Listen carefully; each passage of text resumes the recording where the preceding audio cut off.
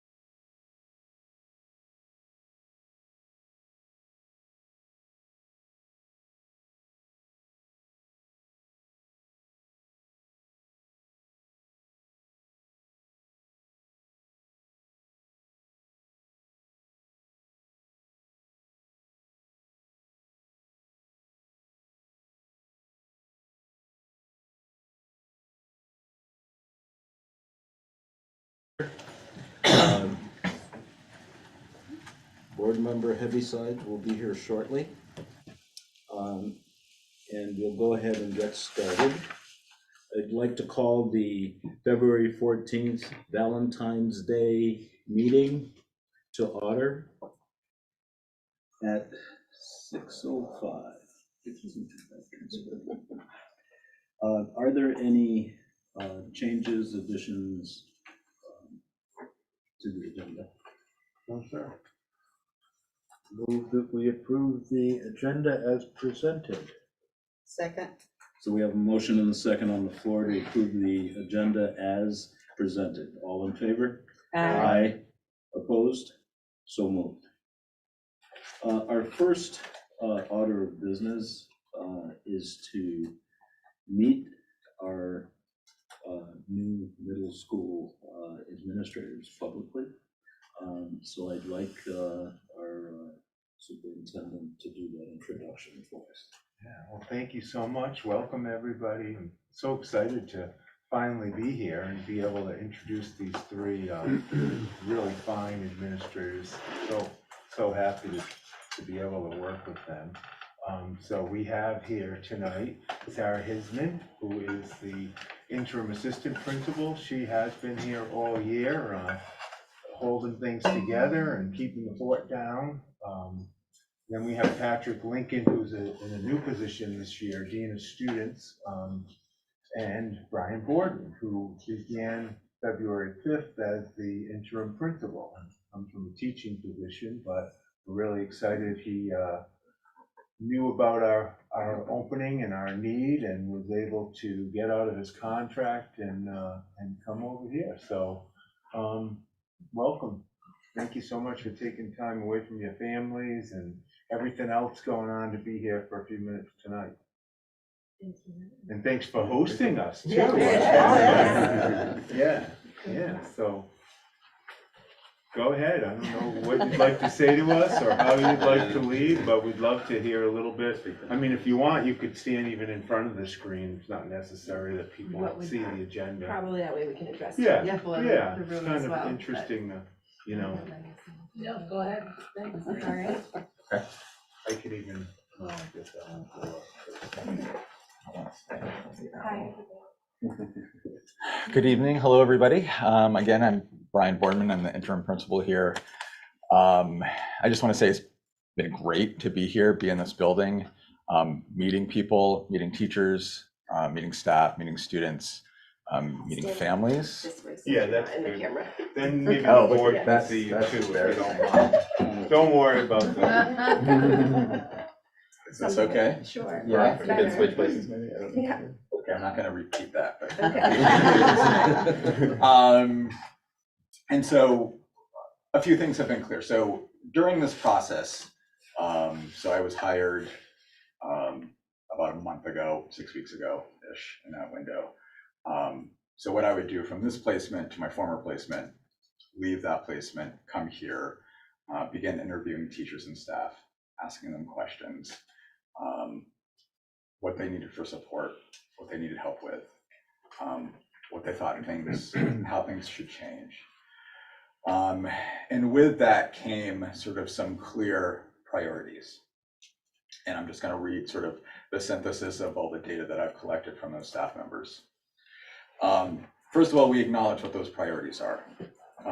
One, we want to formalize an efficient response system that combines elements of building strong relationships with meaningful consequences to address the variety of needs that arise. We understand that this will be a process to implement with consistency, but through small manageable shifts in practice, affording staff more engaging experiences with students, where teachers have the ability to focus on lesson planning rather than disruptions. We'll be looking closely at additional micro shifts and systems to build rather than limit the capacity of staff. A lot of this will be about relationship building with staff, but relationship building with students to mitigate some of these disruptions. So what I'd like to do now is turn this over to our Dean of Students, who will speak to that. Yeah, sure. Where should I stand best? Should we switch places or should I? Let's see how they go. Yeah, I'm not sure. Perfect. As Tom said, my name is Patrick Lincoln. I was in the building last year as a classroom clinician. My background is as a mental health counselor. I still have that license here in Vermont. And in that clinical work, this past decade or so that I've done that professionally, I've kept a couple phrases in my mind, and I've done a lot of work consulting with schools, with teachers, and I keep coming back to the phrase, safety is not the absence of threat, but the presence of connection. And that's from Dr. Gabor Mate, amazing physician and thinker. And kind of under that, which guides a lot of our work, connect before you direct.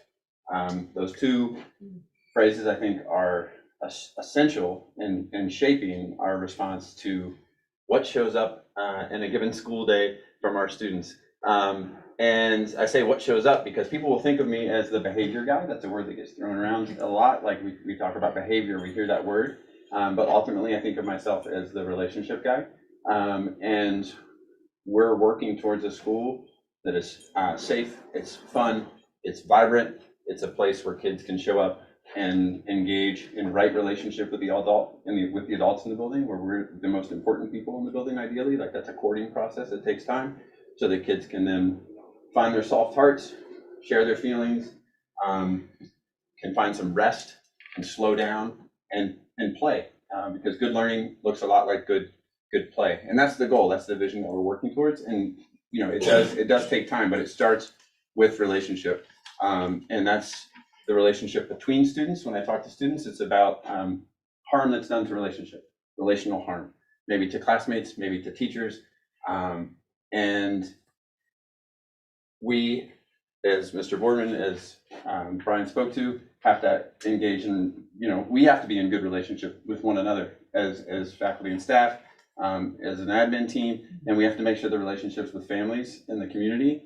and with parents are also really strong and kind. And so in each of those pieces, it's talking about where was relationship harmed, if it has been harmed, and how do we repair, and providing lots and lots of opportunities for good repair between students, between teachers, and students, and between the school and families, and just putting a lot of effort and emphasis into that, because without that piece in place, those other things, the soft heart, the rest, the play and learning, it's really difficult to come by. So that's our priority. And there's a lot of other things that go into that, what it looks like in the nuts and bolts and responding to the behavior pieces, but that's the vision that we're committed to. So.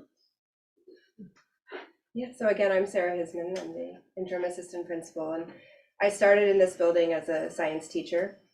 In the last 2 years was an instructional coach, and this is my first year in the admin role.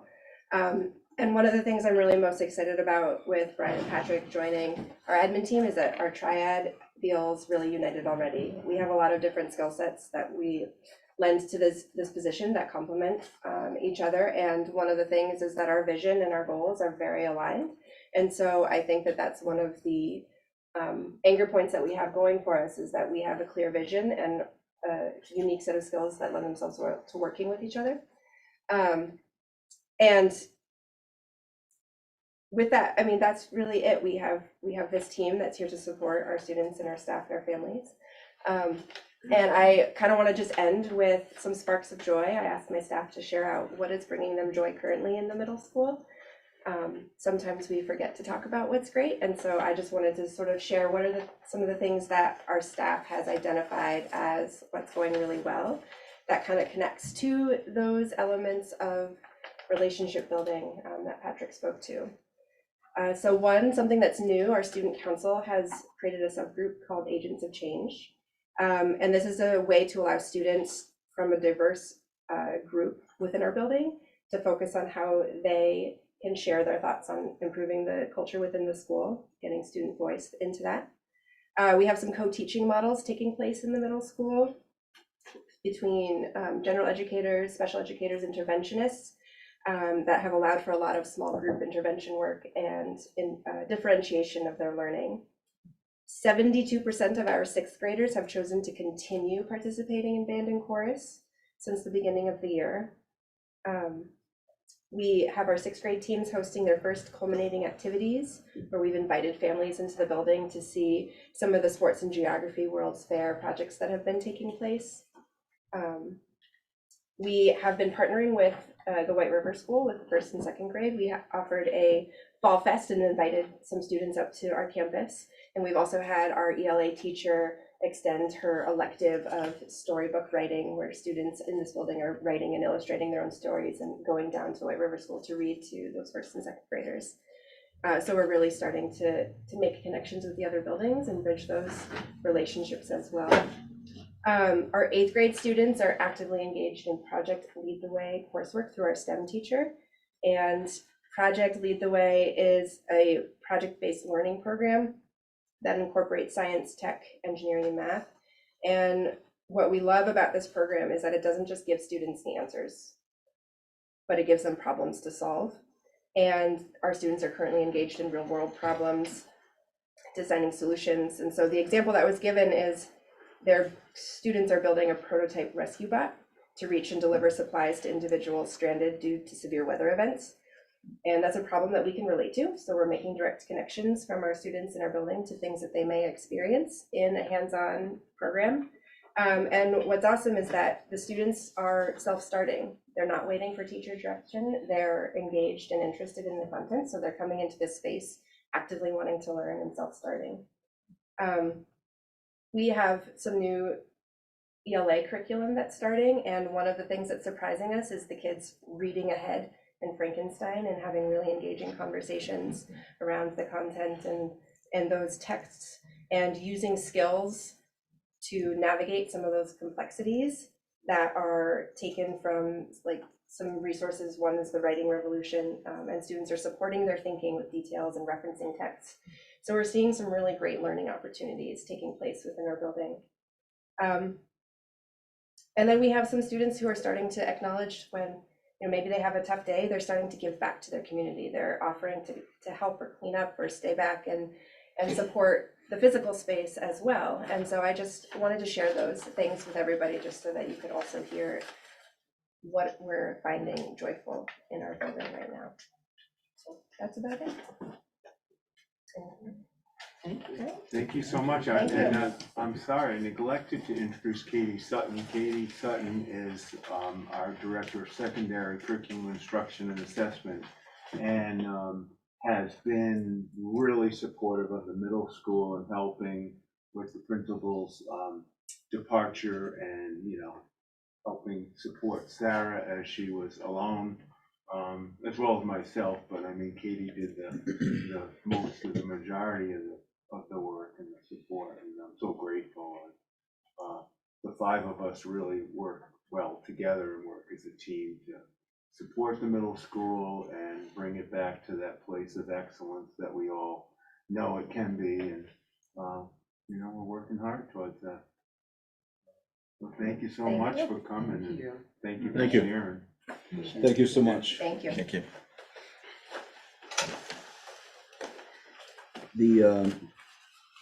The next order of business is the school principals, directors, budget considerations. And Tom? Yeah. And all I wanted to say here really is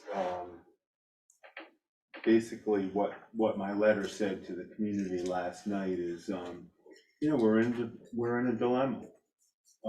And the administrators met yesterday, and we're working really hard to figure out how we're going to go forward. But we're really not ready to say much else now about how we're going to do that or what we're going to do. But we want you to know that it's going to be really thoughtful and really thorough. And we're going to try to do the best we can to remain true to our mission and our vision and the ends policies, and help use those to guide us in our work and in trying to get to the reduction that the state has sort of made us have to attain, and what the board has asked me to do is get to around 18.5%, like I said in my letter. I'm gonna try, and I'm gonna try, the administrators, we're gonna try to get to 18.5. We may not get exactly to that, but we'll do our best to get to your goal.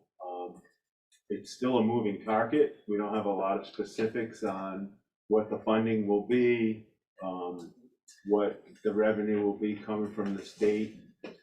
Some of that we may never know, but we'll have a clearer picture in the next couple of weeks. We know that the budget we proposed a couple of weeks ago is really not reasonable to ask the taxpayers to suffer a 38.5% increase on their property tax. So we know we need to reconsider that, and we'll be talking about that a little bit later, but that's really it. We're gonna be very intentional, we're gonna be very reflective, we're gonna be very thoughtful about what we do, but we need a little time to work on what that's gonna include and what that's gonna result in. So please take a look at my letter, where lots of us worked really hard on that. Well, I think the letter that Tom shared, with the community at large, both the school community and the community, is emblematic of the state's problem with the education funding system. This has been a crisis in the making for the last 10 years. And it just so happened that we're at a perfect storm. It's like an Irene. Everybody knows every certain time a big storm hits, well, it's hitting. And it's affecting everybody in the state. Hartford is not immune, Manchester's not immune, Norwich is not immune. Every single community in the state is facing the same thing. When I left, we were in recess for a few minutes, in the legislature. There's a bill on the floor. It is 850, H 850. And what the bill is doing is a response to what Tom referred to in his letter. And it's looking at, what do we do as a state to offer relief, knowing full well nobody really has an accurate handle on the numbers right now. So relief has to be made, and we're up against timelines. Some districts have already started voting on their budgets as we speak of allowing all districts to pull their budgets back for review and reassessment. So Tom's letter speaks to that, but in real time, that's what's going on. There's provisions that have been made that will allow for us to take the school budget, off the warning and give us, if everything goes well in the next few minutes. Not really, it's like that. And I was just watching. If everything goes well and the bill passes, what we will have is an opportunity to pull it back. We'll have an extended period of time to do the budget work that we need to do for Hartford, to get our budget package together for our community. The numbers that we work with, that we'll talk about later, Jacob will be online with us to help us with, let's say the algebra of, this project. All working towards moving that rate down.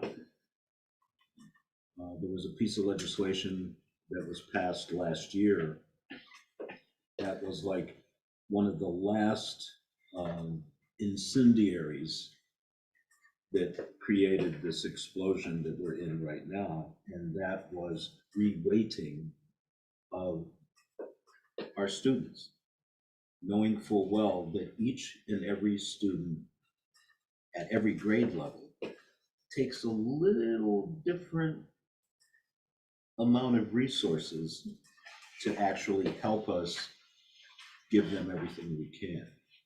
So that's what that reweighting piece was. And so a student in special ed obviously might require more services. A person who speaks another language at home might need other services. All of those things are now part of this new weighting system. It wasn't that detailed before. You know, there were weights, but they weren't inclusive of all of our students. So that was a change. And you know, I won't get into much more detail about it because it's been an interesting journey, for lack of a better way to put it. But I think being that we're all fighting the same fight, there will be good results at the other end.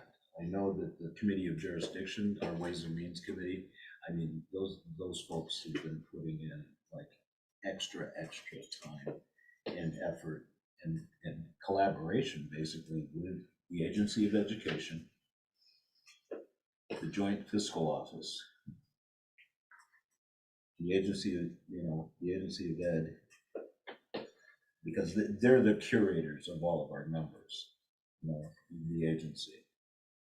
But they're short-staffed, so what we've had to do is backfill, that short-staffed piece with other entities in state government. So it's been interesting, but I won't belabor that part anymore. I think we will be working on that over the next few weeks. We're looking at moving the vote probably into the April range, and that's going to be allowable within the new bill that will pass shortly. Once it passes, one of the unique things for the history geeks in the room and the process geeks in the room, normally a bill that would pass, let's say today, would have to lie for a day, have a third reading, and then if it passes, it gets passed to the Senate, and then the Senate has to go through that same timeline. There's a procedural way to accelerate all of that, and we're going to do that. If the bill passes shortly, there will be a request to move the bill through all stages of passage. If the body votes in favor, we can then take a vote, move that bill so that it hits the Senate tomorrow morning. And then they can do the same thing and accelerate it. And it's highly probable that we'll have it done by Friday. So that the Secretary of State and all of the town clerks can kind of take a little bit of a sigh of relief. She's on the board of civil authority also. So that was the whole part. But they'll have that at least clarity of what the next steps are. So that's what's going on in a real-time piece, in the North Korea. You want to, since we're on that topic, should we just talk about some of the impact on what we've already done with our budget and bond and elections and charter? Sure. Now, Sure. it seems to make more sense than break and do the middle school principal search. Yeah. Okay. And then come back to, Jake's online too. I think he wants to give a little update on the funding itself. But let me just talk real quick about what I think it's gonna do, and there's a couple of decision points that the board has to make, depending on what the law says, and maybe Coach Christie actually knows, but from what I've heard so far, 850 will allow the school board to rescind the current budget that they've proposed of $52 million, and take some time to rework a new budget and then propose a new budget, which will be basically the exact same process that we had to follow for the budget that's currently proposed. So we'll have to go back, do the warnings, repost the warnings, have a meeting to discuss what the warnings are. If the board approves, signs the warnings, clerk, I have to file them with the clerk, they have to be posted for 30 days. There's a lot of steps that have to be taken to make sure that we're following the same process we follow every year. The timing just is a little different, the time of the year. Actually, the timing itself is exactly the same. The month, the date is different. We have to have this done by April 15th.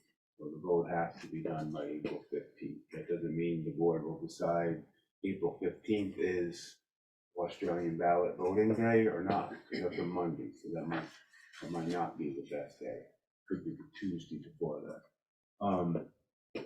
The thing where the board, from what I understand, will have a decision to make is that 850 can allow the board to rescind the budget and the bond vote and let the elections for school board members go forward and let the charter changes go forward with the town. So the 26th, the members of the school board and members of the public who are running for school board seats would go to candidates night and talk about their candidacy and take questions from the public. The charter changes will go forward on the ballot, be discussed on the Saturday, March 2nd meeting and be voted on both by the town and the school on Tuesday, March 5th. The money items, the budget and the bond, would be crossed off or not counted, not voted on the 5th. So that'll be a little weird because they're going to show up on your ballot because the ballots are already done. So that's one option. From what I understand with 850, the board could decide to pull everything and basically redo the entire process. So elections, charter changes, and and in the budget and the bond. Most people, I don't think, have taken that route. They're going to let the elections and the charter changes, the non-money items go forward.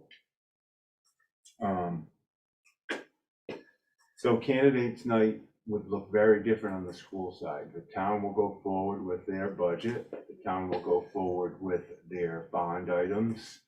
The town will go forwards with their local option tax items, the charter changes.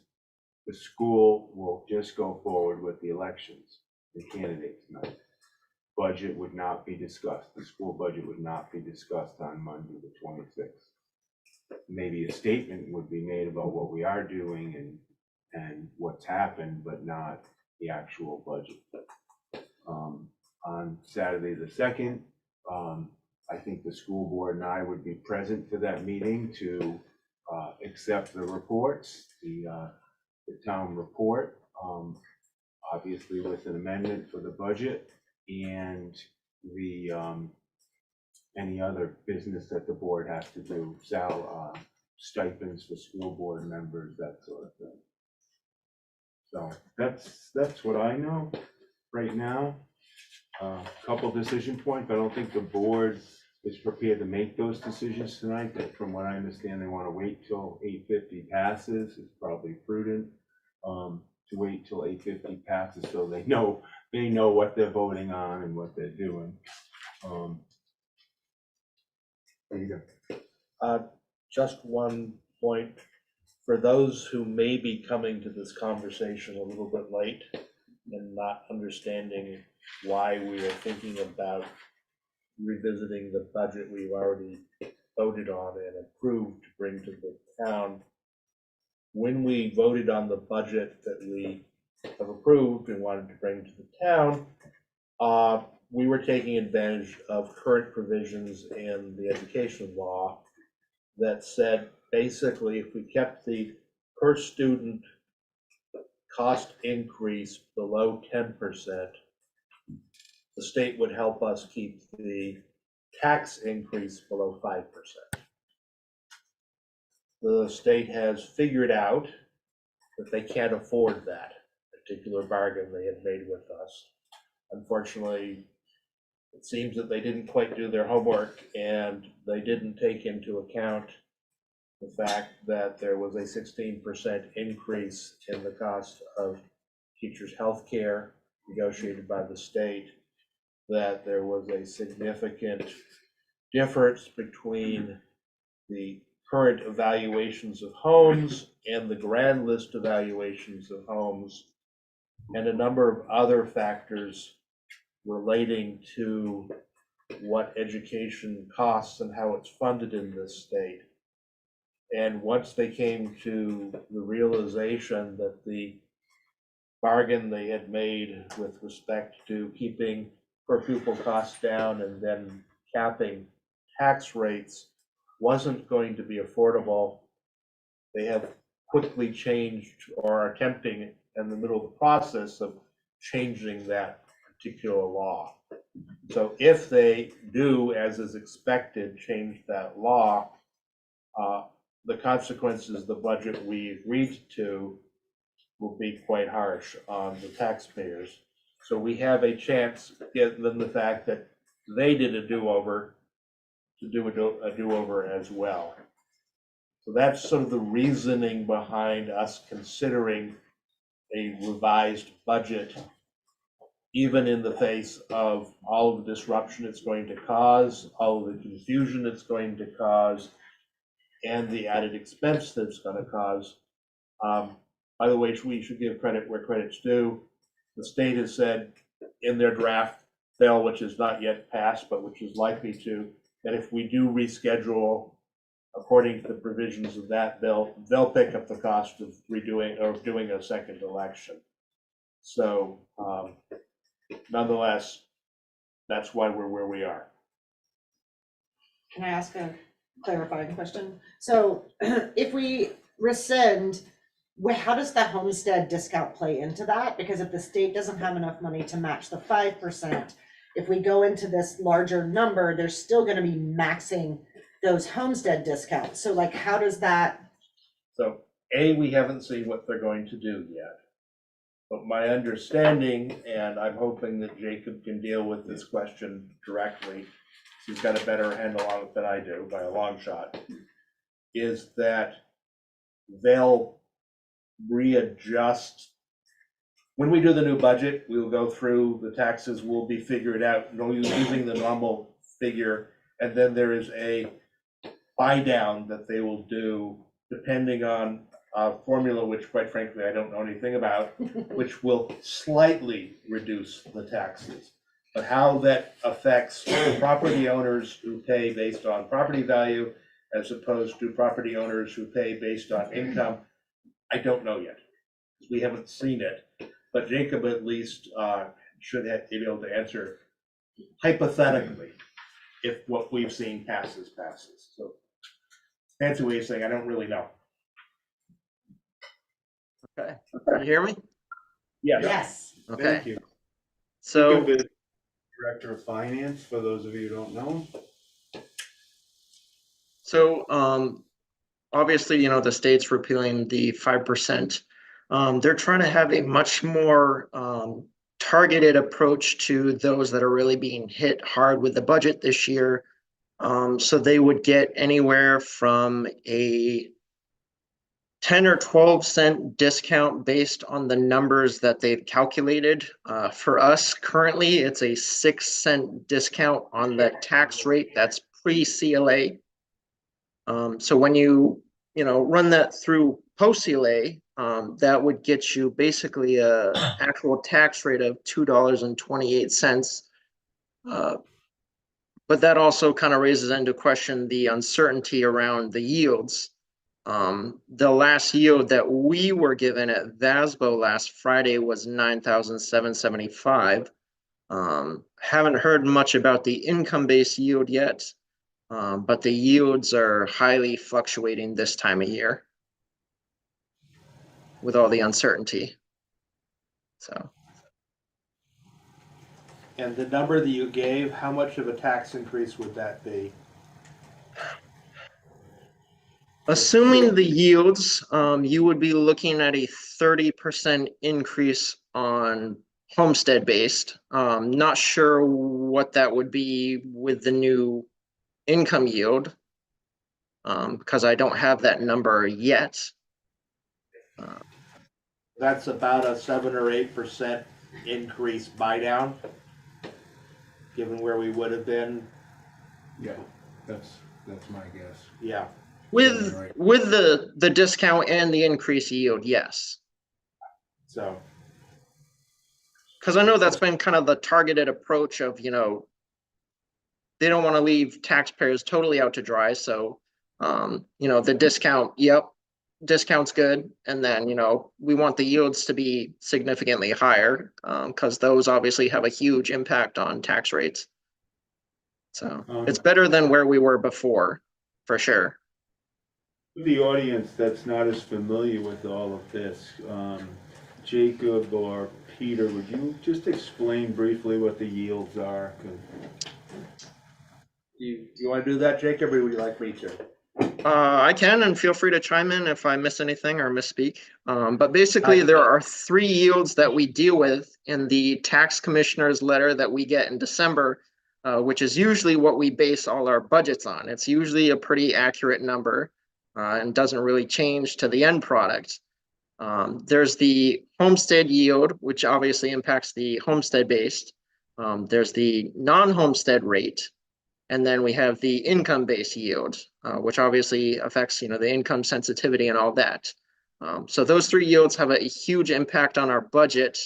And obviously, with the uncertainty this year, the yields have fluctuated to the point where January they actually said to use a lower number for the homestead-based yield.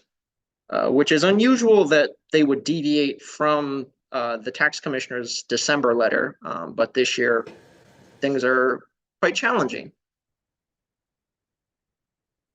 And just to explain a little bit more, the yield is basically the state's guess as to how much money they will raise if they were to tax $1,000 of income or $1,000 of property value or the homestead value, and how much they would raise on that rate. So if the yield is low and your house was, just for the purposes of illustration, worth $10,000, you might only raise on that 90 cents when you really needed to raise $1. So they would raise the tax rate to compensate for the fact that the amount they raised per amount of property was not high enough.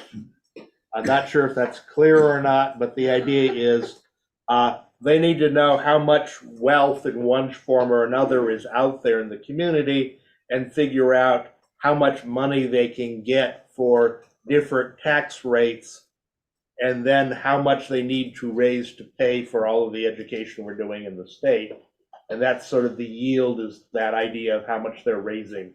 So sorry, I'm looking back at both of you. So the difference in, if you raise my taxes a ton, but my income hasn't gone up, the amount of money you can get from me in taxes is still capped, right?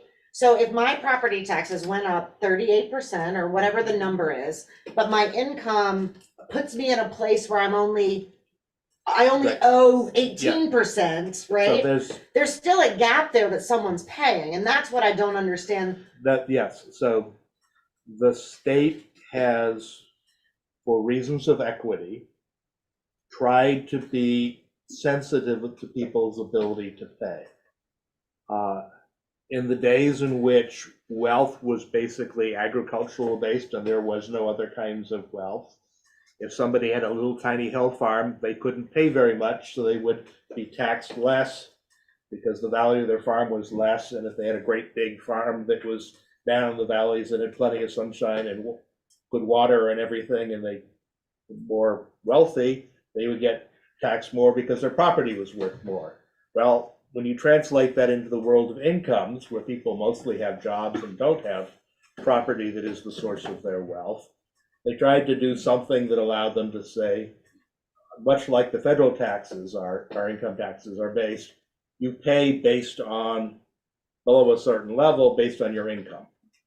And that is not going to change. So they figure how much we can raise based on their income, how much we can raise based on the property value of homesteads, i.e. people who live here, and then other property, which is either out-of-staters or non-homestead properties. And they come up with this and they say, well, we need to raise, I don't know, $400 million approximately. And they'll figure out how to assign rates to each of those things, trying to keep in mind, gee, we want to keep the tax rate for people who don't have a whole lot of money less so that we don't drive them into penury, and the people who have houses and who are residents here, citizens of the state, pay another rate, and then those who are businesses or out-of-staters who are basically second homes in most cases and theoretically are in a position to pay more, they pay a different rate. They balance all of this according to the formulas, and they sort of float. So that gap is part of the yield mess that you're trying, the numbers. Yes, Okay. the way they do that is all baked into behind the scenes. Okay, because from the outsider perspective, it felt like we were either gonna get a cap that the state had to make up in one bucket, or a cap the state was gonna have to make up in another bucket. But the second bucket, there's no makeup, it's the rate after. Yeah, they're gonna tax this, so they gotta figure out how much Still they're gonna clear as tax mud. it. Yeah. Well, and I think the thing that has to be said is that Vermont's tax structure for education is incredibly complicated. So if you don't understand it, don't feel bad. It is unbelievably complicated because it is very, very ambitious. And most of the time, it's in a good way. It's an admirable thing. They try to equalize the property, equalize the property values, equalize the tax load on all of us. Unfortunately, sometimes it doesn't come out well, and that's what happened this year. They very ambitiously changed the law to equalize the amount of revenue, the amount of funding they were giving for different types of students that we try to educate. And it was, I think it was an ambitious effort, and it was a good effort. It was to, give schools more money for kids who were more expensive because maybe they had to learn English as a second language. Maybe they had other types of learning needs. Maybe they had other hardships like homeless or migrant families or situations. So there are a lot of factors that they try to do, and it just makes it inherently complicated. Unlike New Hampshire, our twin state, who funds education primarily by property tax, which is a lot easier, but causes a lot of inequities from town to town that you hear about all the time. Claremont versus Hanover, New London versus Canaan. It's very inequitable, and it's been very problematic and in court all the time because of the inequities. So it has to be admitted, though that changed how much money different school districts were going to get from the state, it's had less impact on our taxes than the fact that we went through the highest inflation we've seen in 30 years in this country. And we've had very significant increases in healthcare costs and so forth. So those environmental factors, if you wish, of the general economy are more of a reason that we're in the situation that we are right now than anything else.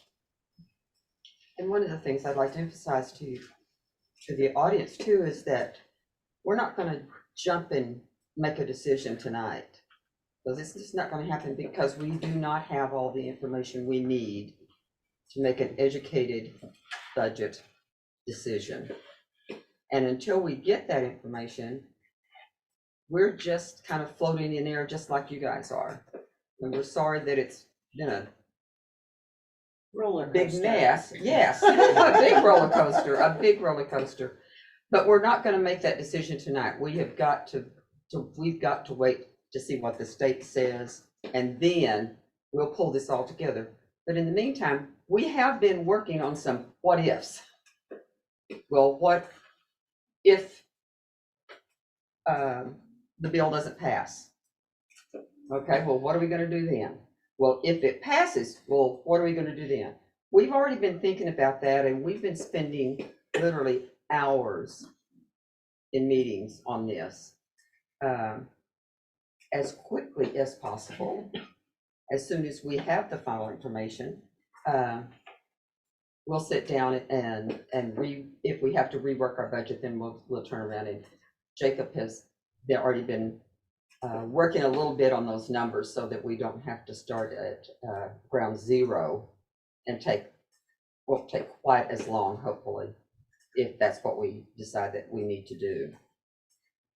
But we're in the same boat that you guys are in. We all pay taxes too. We don't want it to be up higher. We can't afford it any more than you guys can. And we really want to make that educated decision. So another reason that we definitely are waiting to hear. Have we heard anything yet? I know you've been looking. It passed. Yes! Oh, sorry. All- No, all- that's a all- good thing. All stages, so it's on its way to Good. the Senate. Okay. Actually, it was sent there. a We little should while know ago. sooner rather than later. Right. Yeah. So the numbers that Jacob will have to work with are the numbers that were part of the actual bill. And the reason I'm being emphatic about part of the actual bill, leading up to that, those numbers were changing every single day, and sometimes 3 or 4 times during the day. So the numbers that are actually in the bill will be the ones that are used by our business managers across the state to start recrafting those budgets. One of the big things, for us in Vermont is most Vermonters are income sensitized. Unless, you're making, like over $138,000, each, per person in the household, you can get up to an $8,000 property tax credit. So, that's that other piece to the puzzle. But, then too, you have to remember to file for it, what's wrong with that? Because I've had people say, really? I didn't know that. I said, well, talk to an accountant,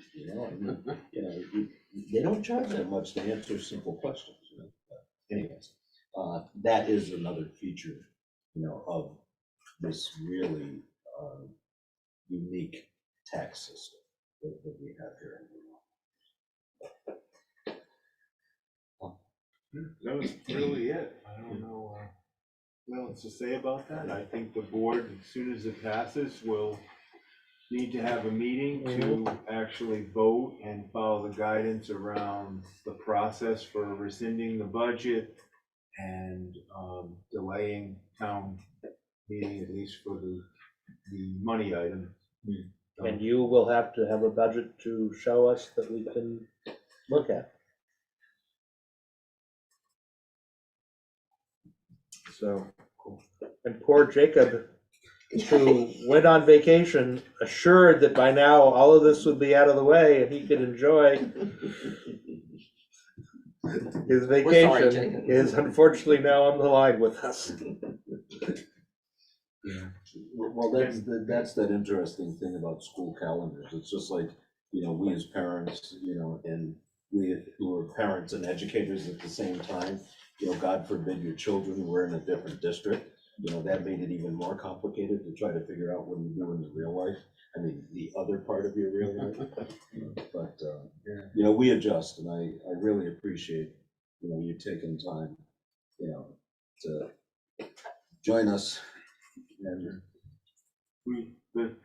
The board and I will need to move very quickly, because as soon as we know the path and the board's comfortable meeting, we need to let the town school meeting committee know what's happening Monday the 26th. They need to work their agenda. That will happen because the town side of things is not being affected. So it'll be sometime as soon as it passes, maybe this weekend, maybe early next week, hopefully. well, the guidance will come out, you know, quickly. You know, the Senate has assured the House, and you'd say to yourself, well, it should work that way. Well, it doesn't always. But with this particular bill, because of the impact on all Vermonters, there's no way to not work together on this as far as both bodies. You know, I can't speak for them, but I can, you know, rest assured from what we've seen so far that they're gonna try to move it as quickly as we did, you know, in the House. So that being said, I think that covers That's a the lot top of three these, too, yeah. right? Yeah. Administration and calendar. Yeah, well, I'd like to do the middle school administrative search process really quickly. This is hot off the press, but the positions have been posted. So as you know, the middle school principal and the middle school assistant principal are both interim. So both positions have now been posted.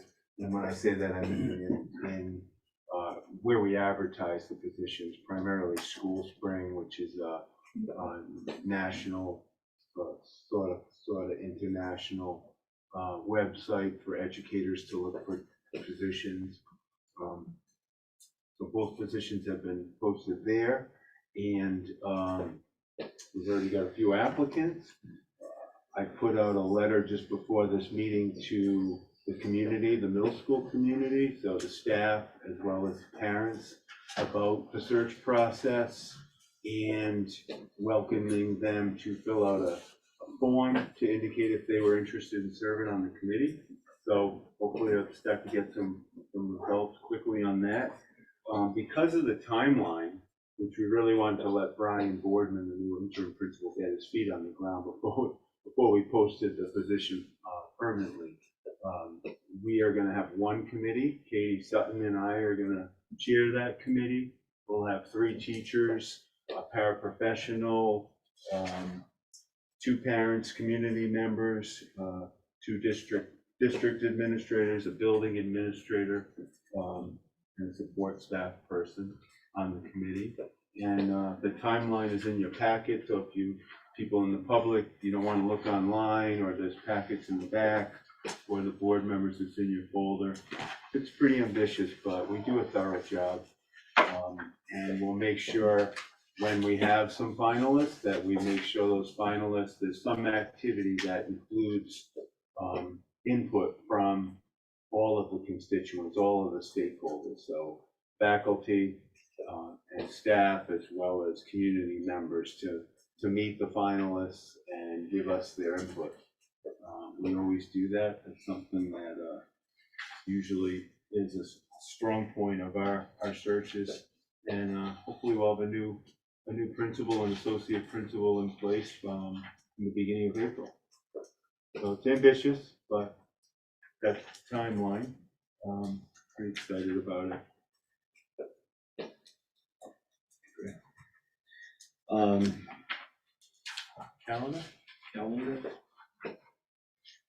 Calendar's been in the works for about, embarrassingly, but probably about 4 months. I've been working on the calendar. Talk about an ambitious endeavor. People think it's a simple thing, but because we host the Regional Tech Center, we have to work with all the towns, both in New Hampshire and in Vermont, to sort of make sure everybody's comfortable with with the start of school, the professional development days, the vacation period, the holidays. We really try to be as tight as we possibly can so that we don't hurt the kids. We want the kids that come here from all the communities that send to the tech center and the collaborative programs to have, coordination with their homeschool calendar. We're in a really good place. It's taken years to get there, but everyone pretty much adheres to this calendar. With a few exceptions when we get to Sharon and towns north on 89, where they have like an allegiance to the northern part of Vermont, and it gets messed up there, but there's not much we can do about it because all of the southern Vermont towns, as well as the New Hampshire towns, follow our calendar. So shifting it would disenfranchise a lot more folks. So that's the calendar. We have a new format. I think it's a little easy to read, pretty clear. I'm sorry, I meant to print it in color, so it's helpful in color. I didn't do that, but it'll be online in color if the board decides to approve it tonight.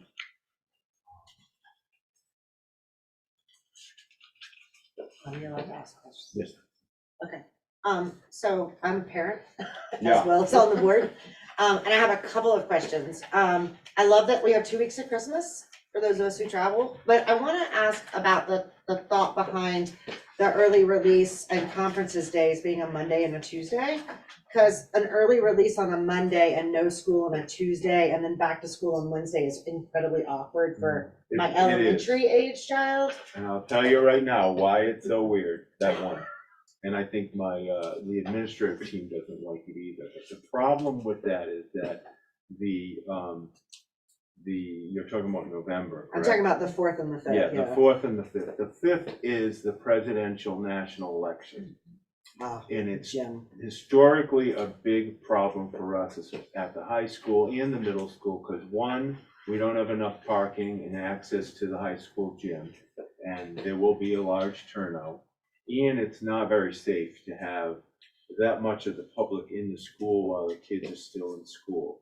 So rather than have a day off, particularly just for that, for the whole district, what we've done is had the teachers in service, which we're required to do anyway, and that lightens the load on the traffic and the parking and everything else. The kids aren't in the building.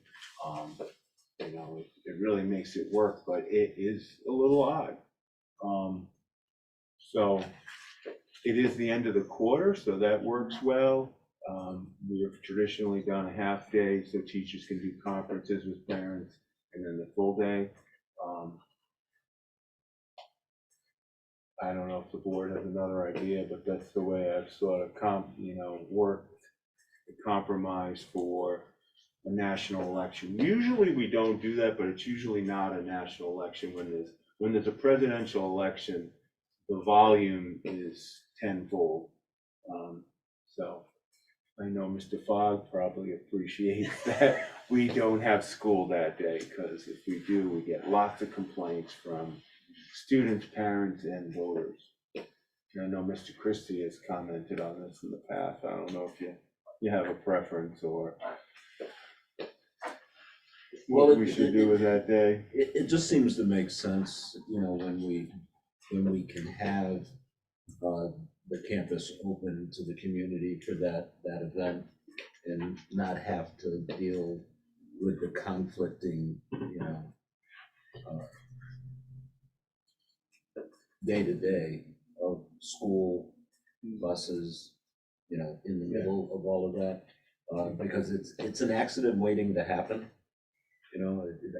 Spending the amount of time I have over the years, standing out there, there's been times we've just been lucky, It's really an every 4 years Yeah, thing. yeah. This year we didn't do that. Yeah. The conference would be on a Thursday and no school on a Friday. Yeah. So there were days this year where my high schooler didn't have school and my elementary school kid did. Mhm. Is there any advantage to closing the high school that day and building that around? I just, again, as a parent who votes with a small child at home, I now have to juggle yet another Yeah. obstacle with a 10-year-old versus a 17-year-old who can sleep all day and will sleep all day. So I'm just, Yeah, as a, Yeah. I'm happy to, this is why I bring it to the board for approval. Because you speak for all the other parents out there that struggle with that. And it does take us about 5 to 6 hours to get the polling stuff set up. no, I The respect that odd work part so The much. day before, the Yeah. half day before makes it, and because there's a, We The odd usually- part too is that you'd really have to do the middle school and the high school because it's just. Oh, the side The parking. buses, we share the buses and the parking is really crowded and, in fact, the middle school students are the ones I worry about more with safety because, they're smaller and they have to cross the parking lot to get to school. Yeah, so, you want me to, take a All couple legitimate weeks answers. and- I Yeah, just wanted to ask. it's a dilemma. It's frustrating. Luckily, it only happens every 4 years. And this is a solution I came up with that it fits because that is the time we usually do the day and a half of parent conferences. It's just a little wonky given it's a Monday and a Tuesday. So I'm happy to hear other solutions or, revisit it with the community, come back with something different or ride it out for 1 year. What's our timeline? It's really the pleasure of the board. I mean, the communities involved all have the calendar, that one change isn't gonna send anybody into orbit. The majority of the dates are not gonna change. We've done a lot to consolidate, like all the early releases are on Tuesdays, either the first or the third. So you can kind of count on that. In months that already have some disruption, we don't have an early release, just to kind of keep it really clean. You'll notice there's very few things in the side margin. It was really just that presidential election that I didn't want to get yelled at again. It's so unsafe and it's so busy here. It's not tenable. January has so much better balance than it's had the last couple of years, so I like that. We've had Januaries where they only had one Yeah. full week of school the whole month.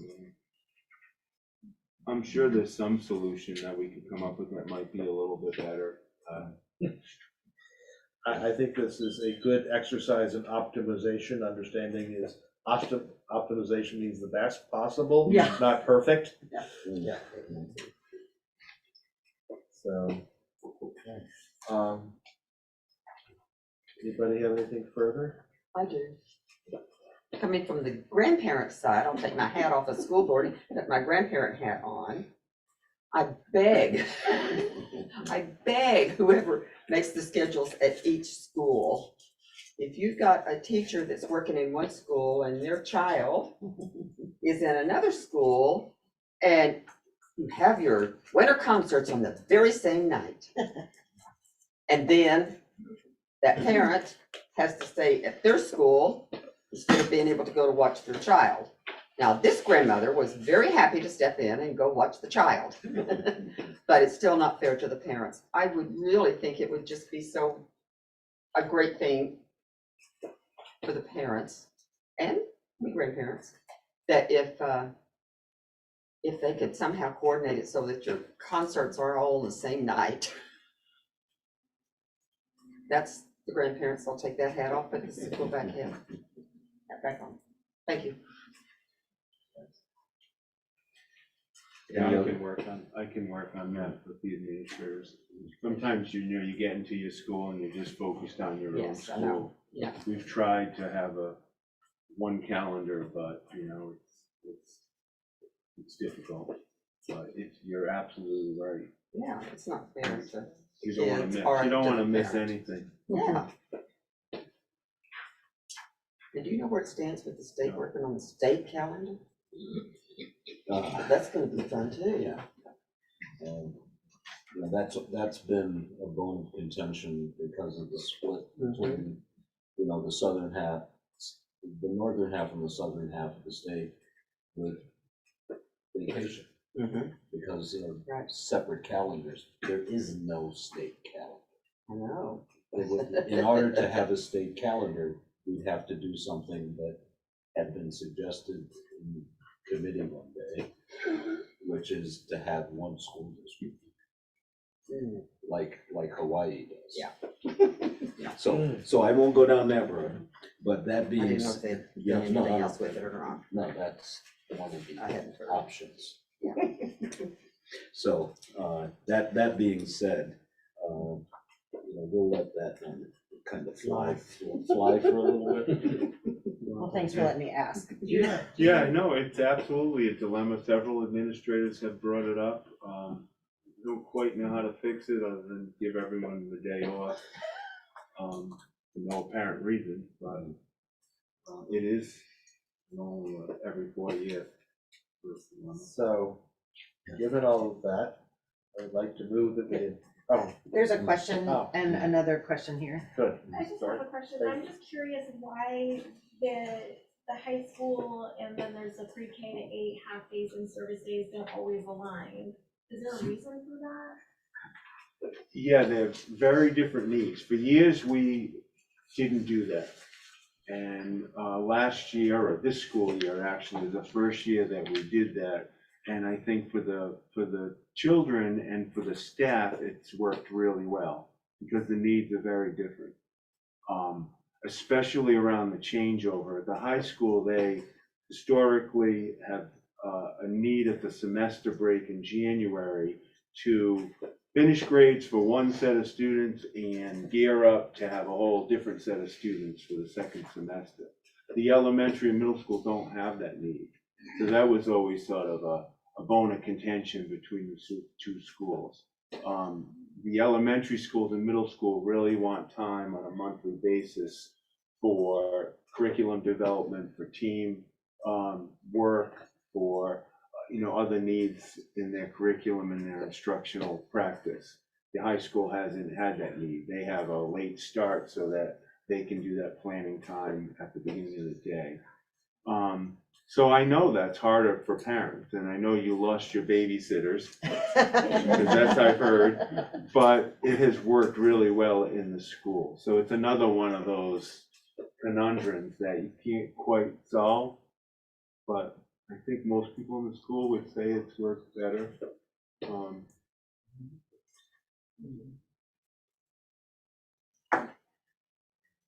Was there another question on the calendar? 2 weeks only happens every once in a while at Christmas because sometimes it makes no sense to reopen the school for 2 days. So when it's like that, we have 2 weeks. Every year I get complaints that it's hard not to have 2 weeks, and it's years like this year where you're trying to give 3 days off with no apparent reason. And not everybody celebrates the Christmas holiday. We have a lot of diversity, so trying to accommodate all folks and have it make sense. I will put in a vote for those who travel, that the 2 weeks is. When I do the Super calendar, nice. I honestly feel like the kid with the slime, the goo in the hands. You're like this. You solve one problem, you create some other problem. Then you solve someone else's and you create some other problem. It's unbelievable.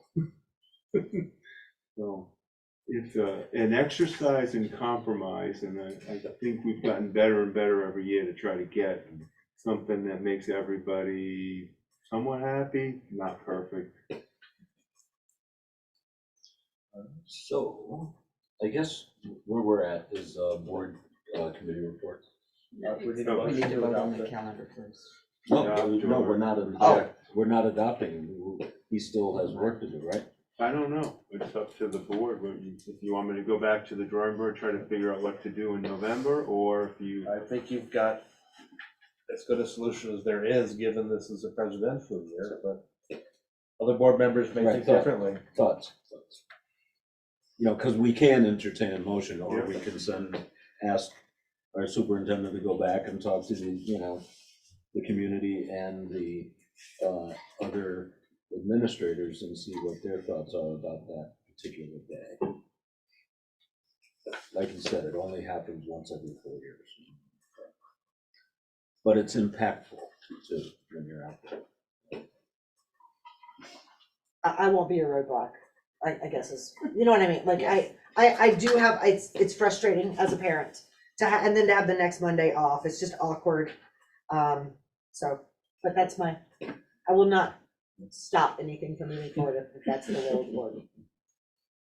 I'd like to move that we adopt the calendar that the superintendent has developed and presented to us. So I will make a bet that there'll be at least one more change. Well, that seems to happen. I'll second that.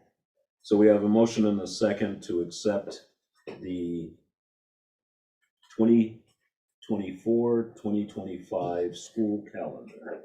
If there's no further discussion, all in favor? Aye. Opposed? So moved. Sorry. Now. I'm asking for all the other mamas. Now, board committee reports.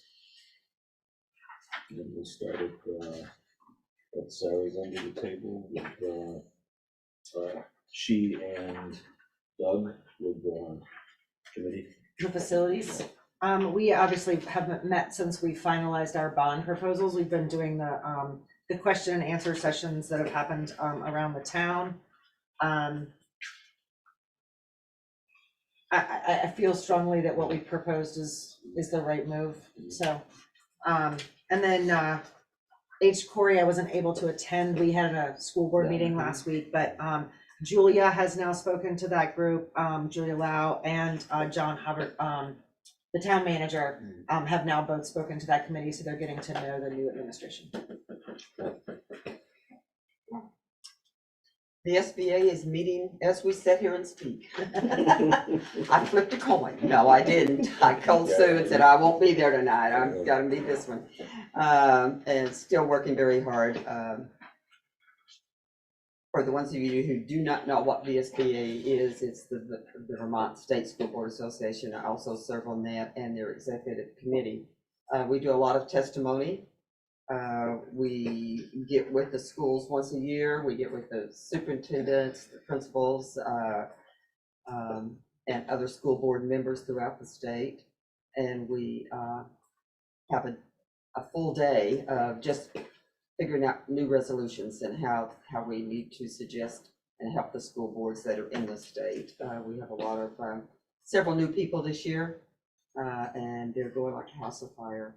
I know that this last week, 3 of them have been in a lot of the committee meetings, because I've sat and listened to them. And Hartford Community Coalition is still going very strong, doing a lot more things in the community for the kids. So if you haven't heard about it, let me know and I'll put you on their listserv so that you can get all the information. They do have, we do have a website and a Facebook page, and we keep it very well up to date. That's mine.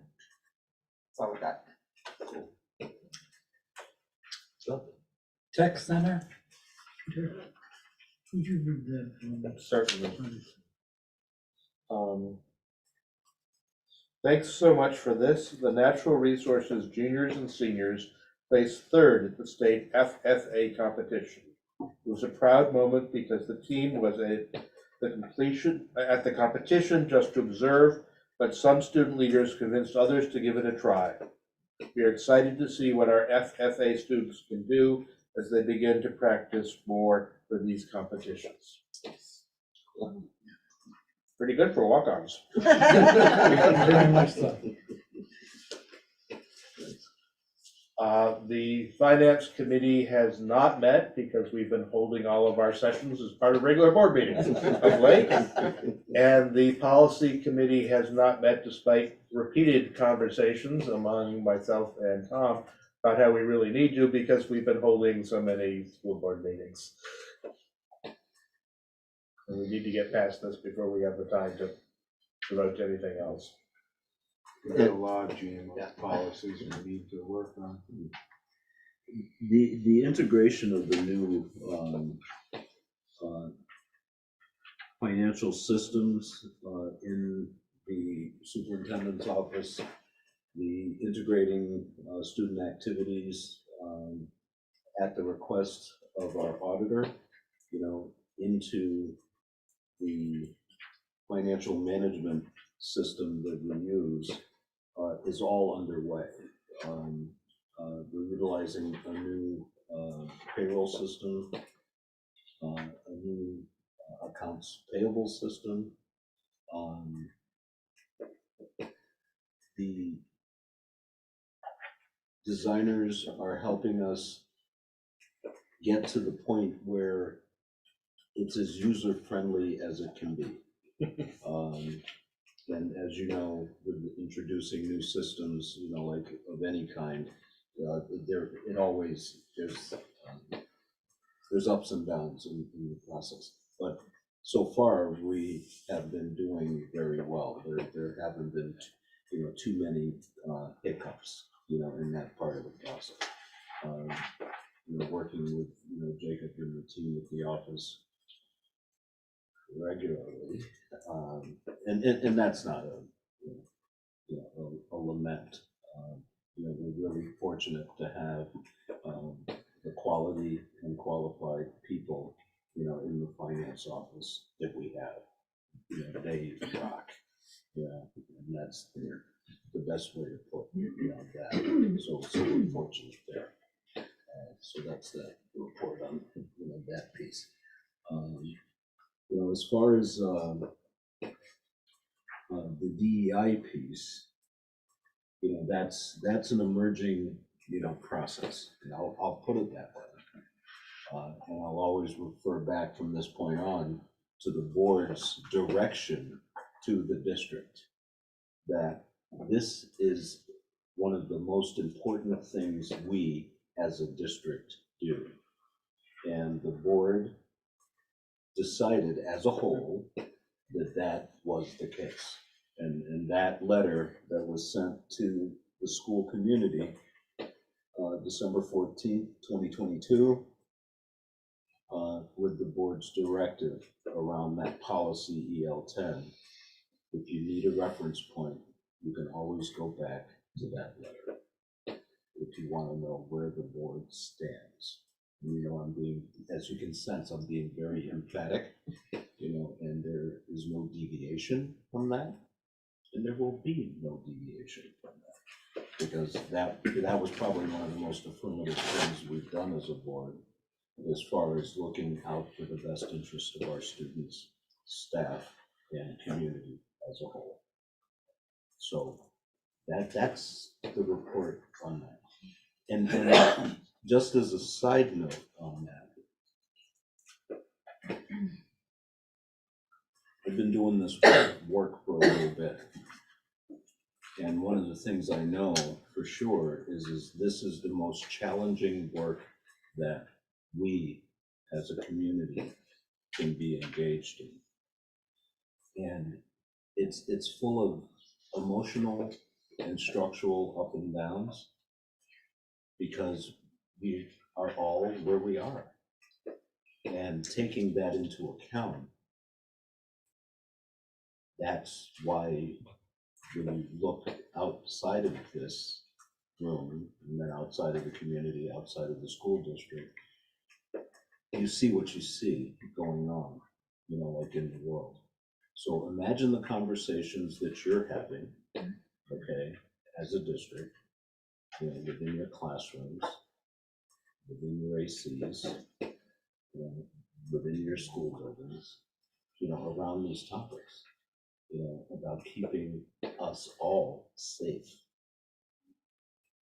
It's challenging, and folks that, are actively doing it like you are, I give a lot of kudos and credit to it, because it takes a lot, and a lot of energy. It's emotionally draining, and that's the nature, of the work. But we will continue. And, you know, I'm proud of you guys because I know for a fact doing this as long as I have. A lot of other communities aren't as engaged as you are. And there's a lot of schools that aren't as engaged as you are. So as you question the process sometimes, you go, how are we even doing this? That's why, you know? You know, it's about keeping our kids, you know, in a better space. In one of my other hats, you know, on the Human Rights Commission, we had 2 cases last month from the same school district evolving around topics that we are addressing as a district here. And thank goodness we're addressing them. They're not. And their kids are suffering. And at the end of the day, that's what this is all about. So I commend you and keep up that good work. And we'll see you on the other side. So thank you. That's my report. Oh, can I quick do a little committee report on the PR firm? Doug and I have been working on that a little bit together, but I just put up one of the things they've done is they're probably online watching our meeting, trying to get little tidbits that they can post on social media or help us with articles or help us with letters to the editor. But they developed this from the letter that I wrote last night, so I think it's beautiful, you know, and it's 2 pages with 2 different ones that we can use. It's in your packet if you want to look. So I think they're really starting to do good work from us. They would have done a lot more to this point around the budget, but honestly, things were moving so quick, they couldn't figure out what the facts were to put together the media releases or, so I can't fault them for that. Every time they thought they had something together to present to me or to present to us, the facts and details changed. But Karen, who's our PR consultant, has been working really closely with me. She reviewed the letter I wrote last night because things are getting much more complicated. It goes to a lot of different places, and you know, I think we're doing a little better in that regard, which is one of the board's goals for me to use a PR firm or someone to help us with media. So you can review that and just let me know what you think. But I think it's a step in the right direction. They want to do more, but again, they don't want to print things that have incorrect details. They can kind of sympathize. Doug, did you have anything you want to add on that? Can I ask a question? Yeah. It goes a little bit back to the administrator search, but also on the communications piece. Has there been any thought about reaching out to the 5th grade parents as well? No, that's a good Just idea. because That's a really good idea. there's Yeah. lots of concern Yeah. and, you know, but it might be a good group Yeah. of people that might want to volunteer or know what's going on. Are we having problems? This is, I don't know if you're sharing it. Oh, interesting. Just, yeah, next time you share a primary monitor or something. Ah, Different. okay. So it didn't share? Too much tech. Yeah. I can share that again with the people out in Zoom Cyberland. I'll share the. There are a couple You of, share the application instead of the screen, sometimes that helps. Yeah. Did that Would work? that do it? Yeah, I'll tell you in 3 seconds. Yes. Takes a Yes, little it while. worked. Okay. Great. Sorry. there are a couple of typos, so. Yeah. Okay. I haven't proofed it yet, but I'll catch those. No typos in our media release. Yeah, right, please. It's, It's certainly not. Certainly couldn't be for me. you know, it's counterintuitive when things come from the school with typos. Yeah, this isn't ready for prime time yet, but I wanted to let the board know that we were making some progress. Because I know they've been a little concerned at how slow it's been. Well, thank you. You know, the next order of business is public comments. Before we, you know, open that piece, We did receive a letter from our school administrators. And upon, review, my thought is that we will entertain a motion to have the letter entered into the board's formal minutes so that it's open to all of the public and it's posted, on all of our sites, those questions and concerns, from our administrators. The board has had a chance to, read that, and that was the thought. So I guess at this point, I'd like to entertain a motion. I would like to move that the letter from the school administrators be entered into the minutes for this meeting.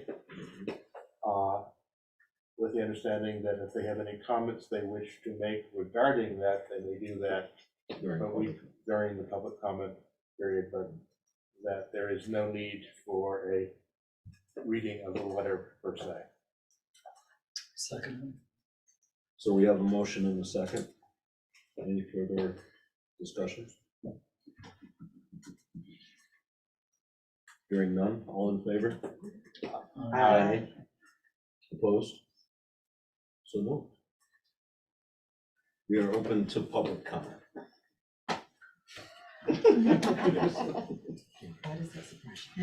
Linda Satterley, taxpayer, district employee, parents and children, all of this. Several of us, I think, have a question on the second item on the governance policy part of the agenda, the schools principals budget considerations. I know a lot of us, I think, kind of came here to hear some of what our building admins were going to be talking about, and we're wondering why that's not happening.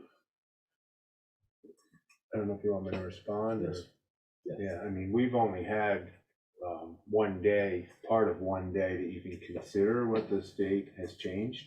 And in fact, as you heard tonight, we don't even know exactly what they've changed and how it's going to impact us.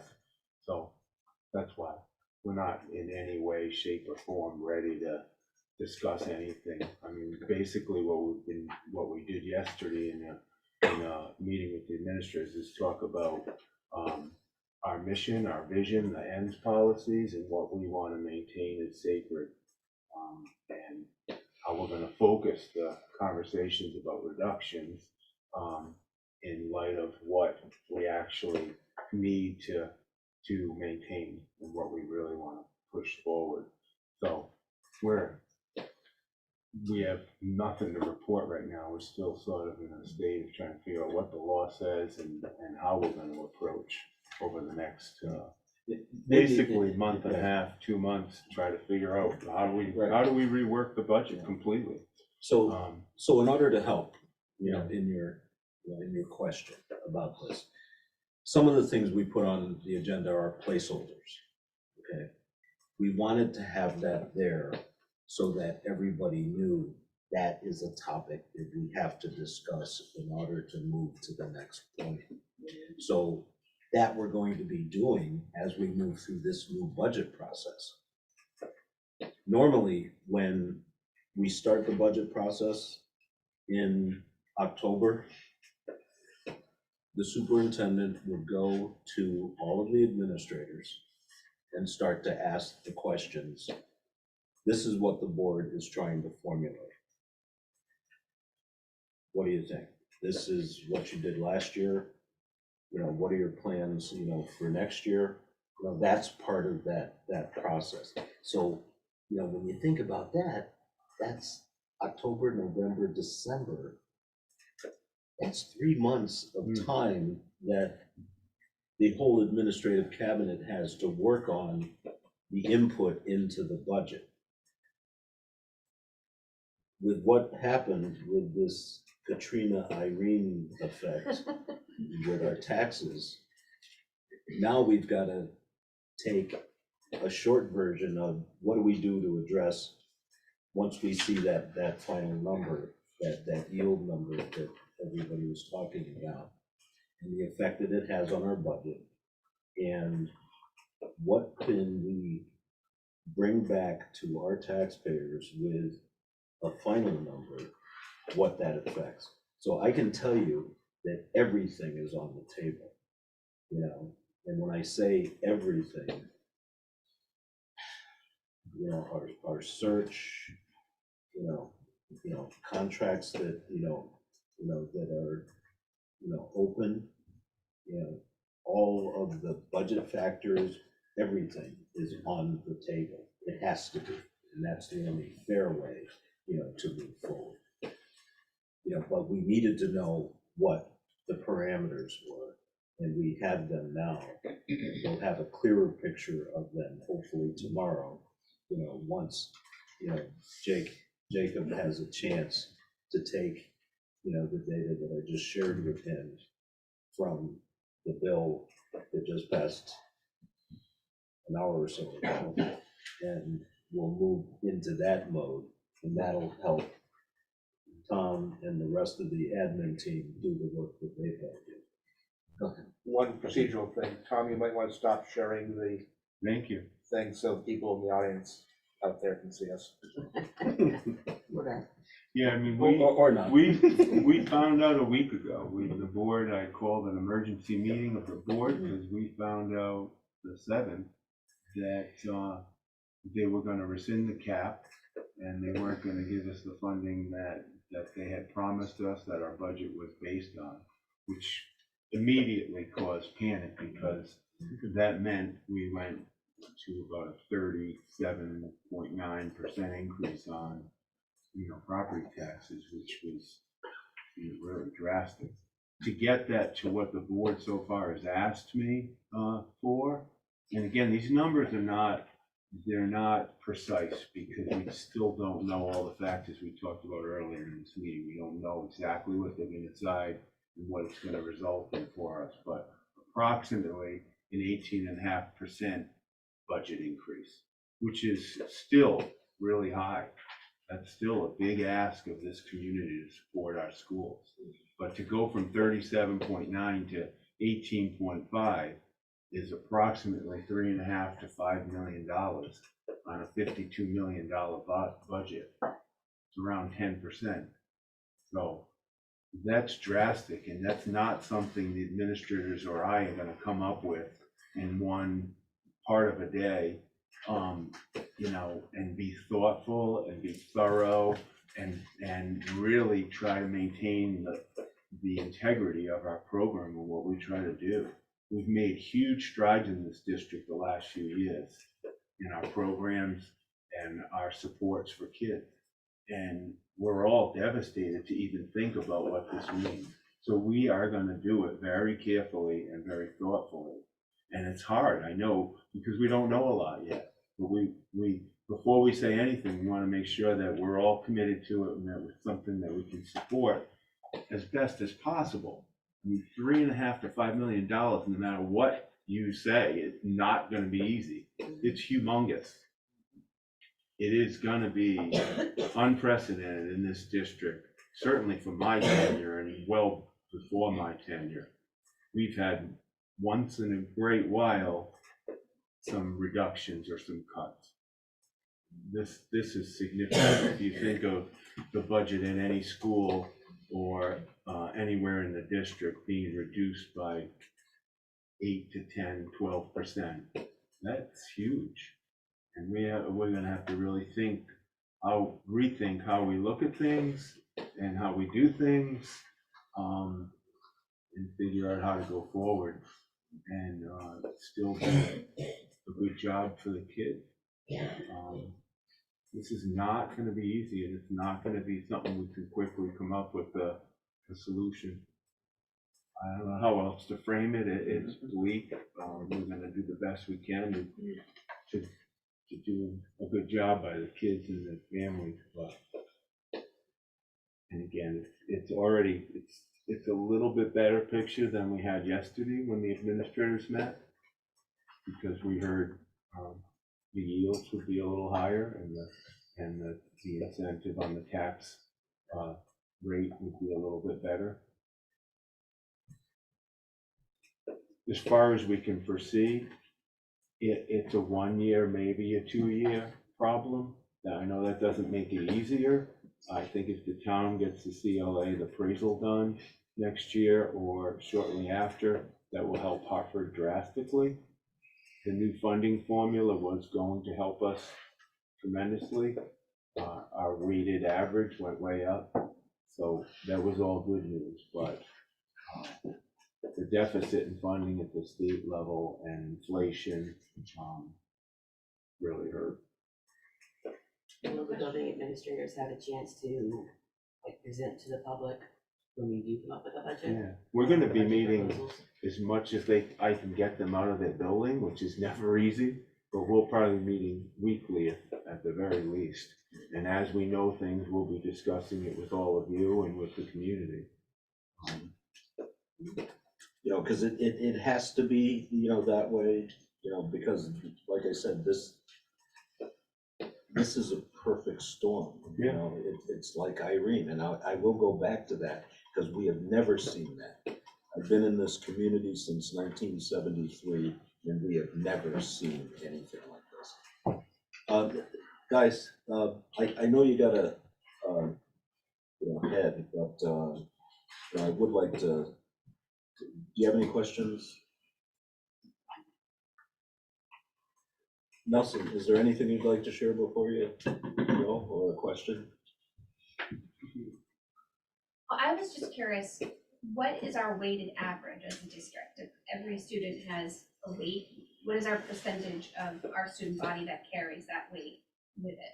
Or is that not, am I misunderstanding the formula? Yeah, it's much more complicated than that. It's weighted depending on the needs of the students or the categories that they fit in. So it's like. So there's multiple categories, so it's like Yeah, just a multiple percentage of- categories. Do we have a higher, So just to give the basics. yeah, A pre-kindergartner would be weighted as half a student, maybe. A high school student would be weighted in. 0.47. Well, okay. A high school student would be rated as 1. Elementary students closer to 75%. Yeah, and the new And weighting, they- everything got thrown on. Yeah, and then, so they basically take categories and say, every person that you have in this role counts as 0.1, or 0.2, or 0.3, or 0.4, or sometimes 2.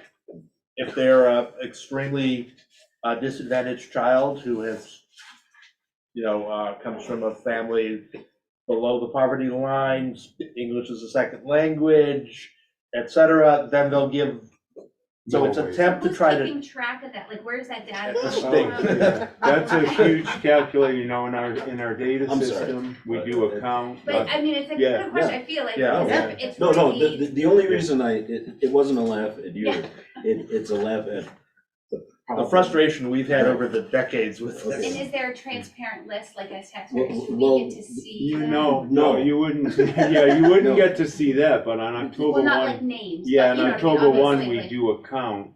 Our data administrator does a count based on all the principals and the registrar's, input of where everyone is.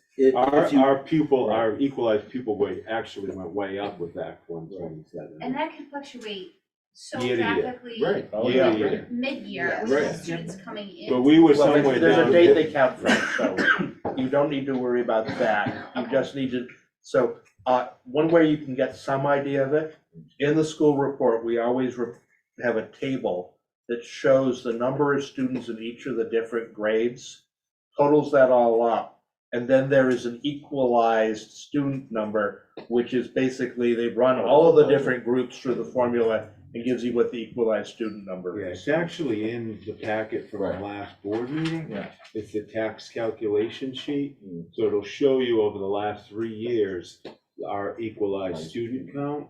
And you'll see that with the new formula that was supposed to be in place for next year, FY '25, our count went from like 1,328 students to over 2,000, which was terrific. But then the other factors that we talked about earlier took all that benefit away. And one of the other key factors is I was gonna pull that up. housing that's coming online right now. And that's part of the reason why we're having that bond discussion around doing the study for, should we look at how we're configuring our existing buildings? Because if we get 200 families, it's highly probable there'd be a few kids. Okay, and that's coming online. When this, Riverview Well, comes online this spring, Yeah. that'll impact this fall. Right. And then the other two are probably 26. right, so we're, we're looking at, upwards of, 300 to 400 units.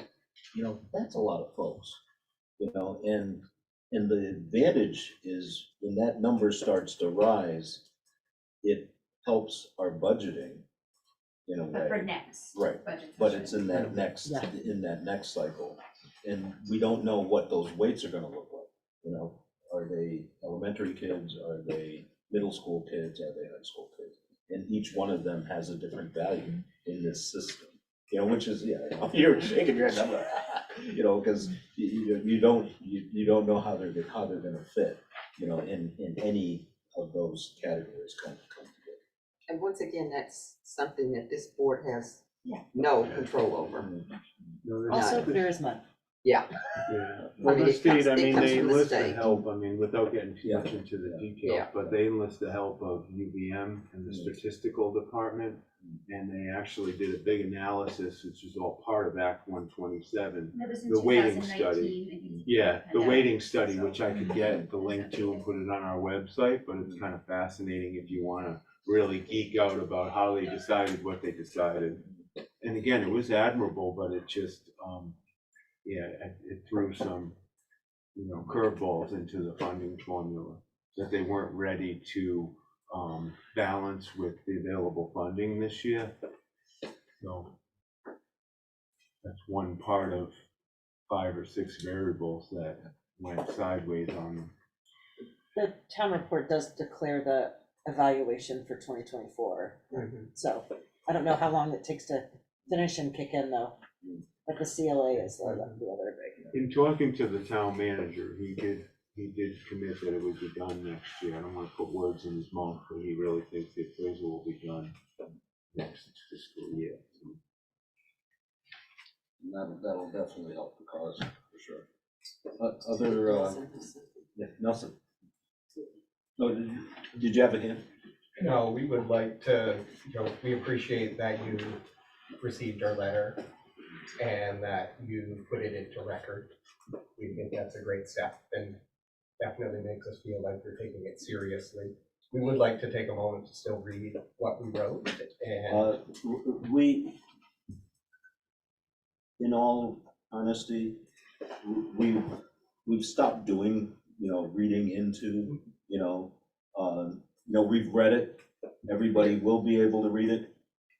If you have, what we wanted to do was give you time to talk about it instead of reading it. I've already read it. Every board member has read it. The community will be able to read it. So, it's not just a time thing, we felt that this is a fair way to approach it. Yeah. In our work. We appreciate that, and there's lots of people online, so we'd like to share. And the thing is, they'll have access to it, because it becomes a public record that way. And that's a better, I think, and a stronger way, for us. And we do appreciate you guys and your work, otherwise we find ways to resist. So, I'm just being candid, Yes. Well, we So- appreciate that, and we cut the letter down from what it was, so I think we'd like to go forward still and read it, so. As the leaders of the Hartford I'm School sorry, District. but no. He told you. We've got the record, it's in the record. If you wish to talk to it, we want to hear your conversation. We don't want to have the letter read to us. I'm concerned, my public comment would be, I'm concerned as to why. There are people online who won't have access to it right now. I'm concerned that people will not open it, they may listen to it. I'm not sure what the concern is of us sharing it. The board, what do you think? Sarah? I'll leave it up to the discussion of the board. I'd like to hear talk on each one of these talking points. I don't necessarily need it to be read word for word, but I do want you to address each section in public comment. That's my feeling on it. I'd like to hear about the precedent for that. This is public session and many of us are taxpayers here. Yeah. So what's the precedent that you would No, use well, to say that we cannot comment in the way that we would? Okay, I'm going to, after reading the letter, I've heard it all personally, okay? I know the community might not have heard it all personally. There are things in your letter that need to be said. You felt they needed to be said. The community will see them. There's decisions the board's gonna have to make based on that letter. And they are consistent to the rest of the discussion we had today, which is our budget and that end product. And a lot of the comments within, the letter go around that topic. And this is speaking from somebody that has to deal with this stuff every day, in the sense of how do we help navigate, through this? And some of the discussions are personnel related, okay? And those personnel related discussions that have to be held in executive session, which was our original suggestion to the administrative council, was if you wanted to attend that, there were things that we could talk about in executive session that we cannot talk about in public session. I don't think we're asking for answers. Okay. I think we're asking just to be heard. Okay, no, but the thing is, we have to react to this because it needs to happen. It's so expeditious right now, okay? We're up against a timeline, we're up against those constraints.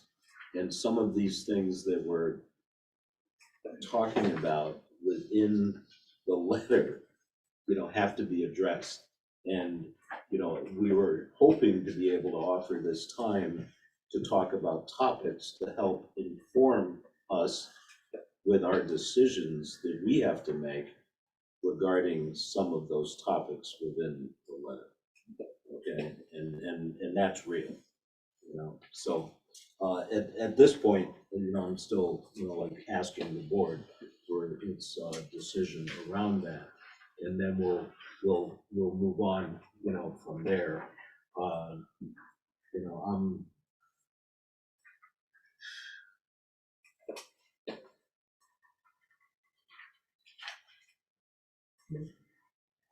yes. I don't have a problem with the reading of the letter, except for the fact that as Kevin said, some of those things are kind of touchy. And we have to, as a board, abide by certain rules and laws that we can or cannot talk about in a public session. I don't want to see that I would not like for it to see it get to that point. I would love to be able to have a conversation about what you wrote to us.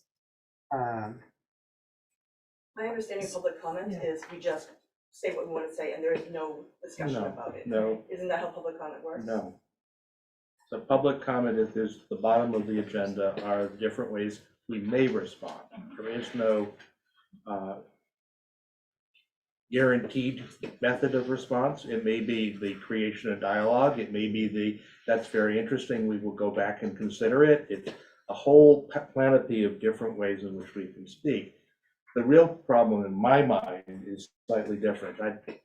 We can have conversations about difficult subjects and avoid the parts that we can't talk about because of privacy issues or other reasons that normally it would take place in executive session. Part of the problem is that this is a chance for us to engage in a conversation, not to be, provide a forum. It's a forum for you to engage with us. It's not a forum for you to use us as the means of speaking broadly to get your particular viewpoint apart. We are trying to encourage conversation. We're trying to engage. We're not trying to be, how do I say this nicely? Propagandized to. And so this is a conversation. You have a very specific viewpoint, which I respect. I want to hear your comments about it. You have 18 administrators who signed this letter. That's not a particular viewpoint. I That's also something think that's to be heard. the AGA read a letter at your board I know, meeting and- several weeks ago, And and I'm not sure why so that's good, too. different. And that was part of the reason to leave. But before you leave, wait a minute. Hey, no, so you guys get a chance to storm out, and I don't get a chance to say, go ahead and read the letter. And I would like to invite you to stay for the executive session. And I had asked that of you before, previously. And I don't know why you didn't want to do that. Okay? So we're gonna play this game. That's a little childish. And that's what I'm saying about all of this. Oh.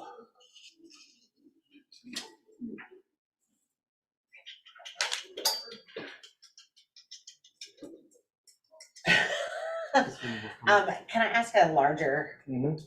procedural question? Yes. The select board has a very clear limit on the amount of time that you can spend. Right. While I would love to have talked to and heard from these folks, if that is the type of conversation piece you want to have, is setting up that same type of parameter for this board the right move? Because we spent as much time talking about them reading the letter as it would have taken them to read the letter. And now we have people really angry with us. So I do really respect the sitting, and it was hard for me with the district, the union letter, to really stay focused, right? When you're read to for 17 minutes, your brain, it's hard.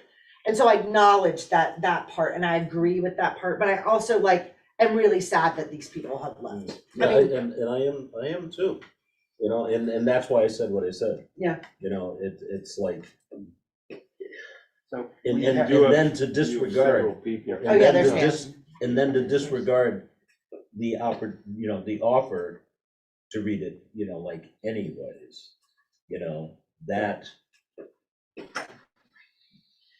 I just have. a problem. We have in the No, go ahead. past had limits on the length of comments and the extent of comments.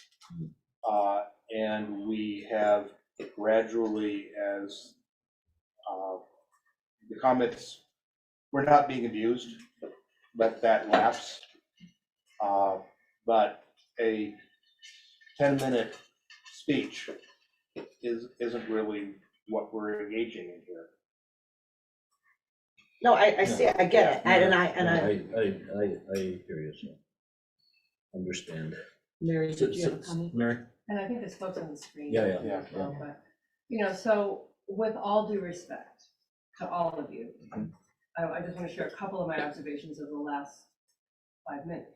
Was folks left coach because, Peter, you used the word propagandize as a way of describing what it was that they were trying to bring forward.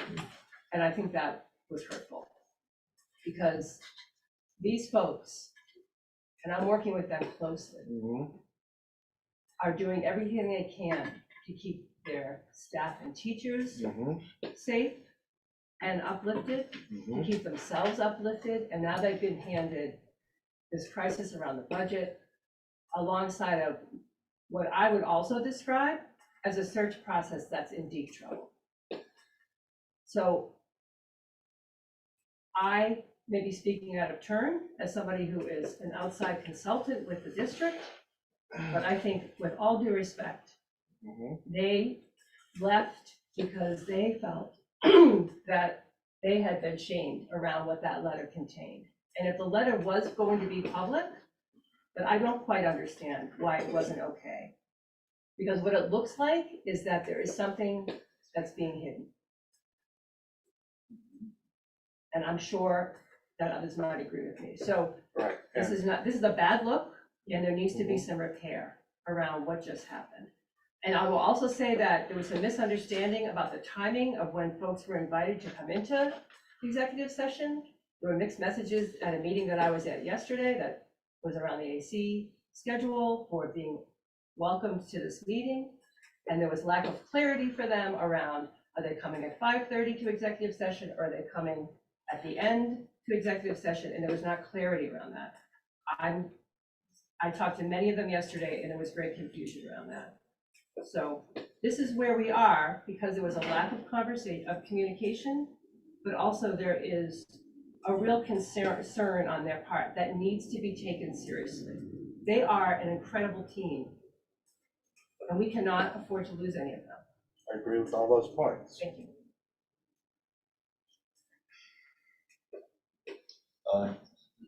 Are there folks in the, on the screen that? Yeah. Katie, sorry you've been waiting so long, Katie. I'm gonna turn your mic on and see if I can do that. Hi. Sorry. I had a totally different comment regarding middle school and administration, who I really appreciate the relationship building they're doing. But I think I will save that for an email and just say that I am incredibly disheartened by what just occurred. Looking at the letter from 18 of our administrators asking for transparency, as a taxpayer and a parent of 3 children within the Hartford school system.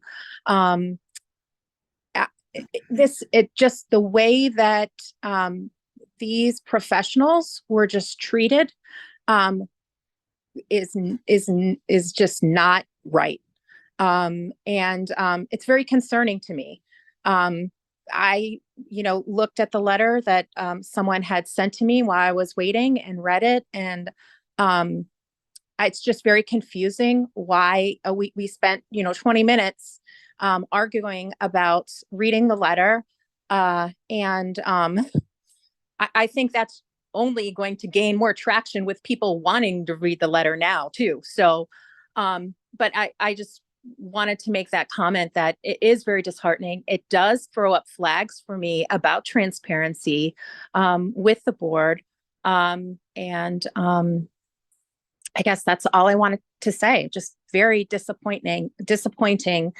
These are administrators that have been in Hartford and have been in their profession for years, dedicated their lives, times in and outside of school. For them to be disrespected that way is horrible. And I really just don't know what else to say about that, but I just had to make that comment. Thank you. Thanks, Katie. Michelle?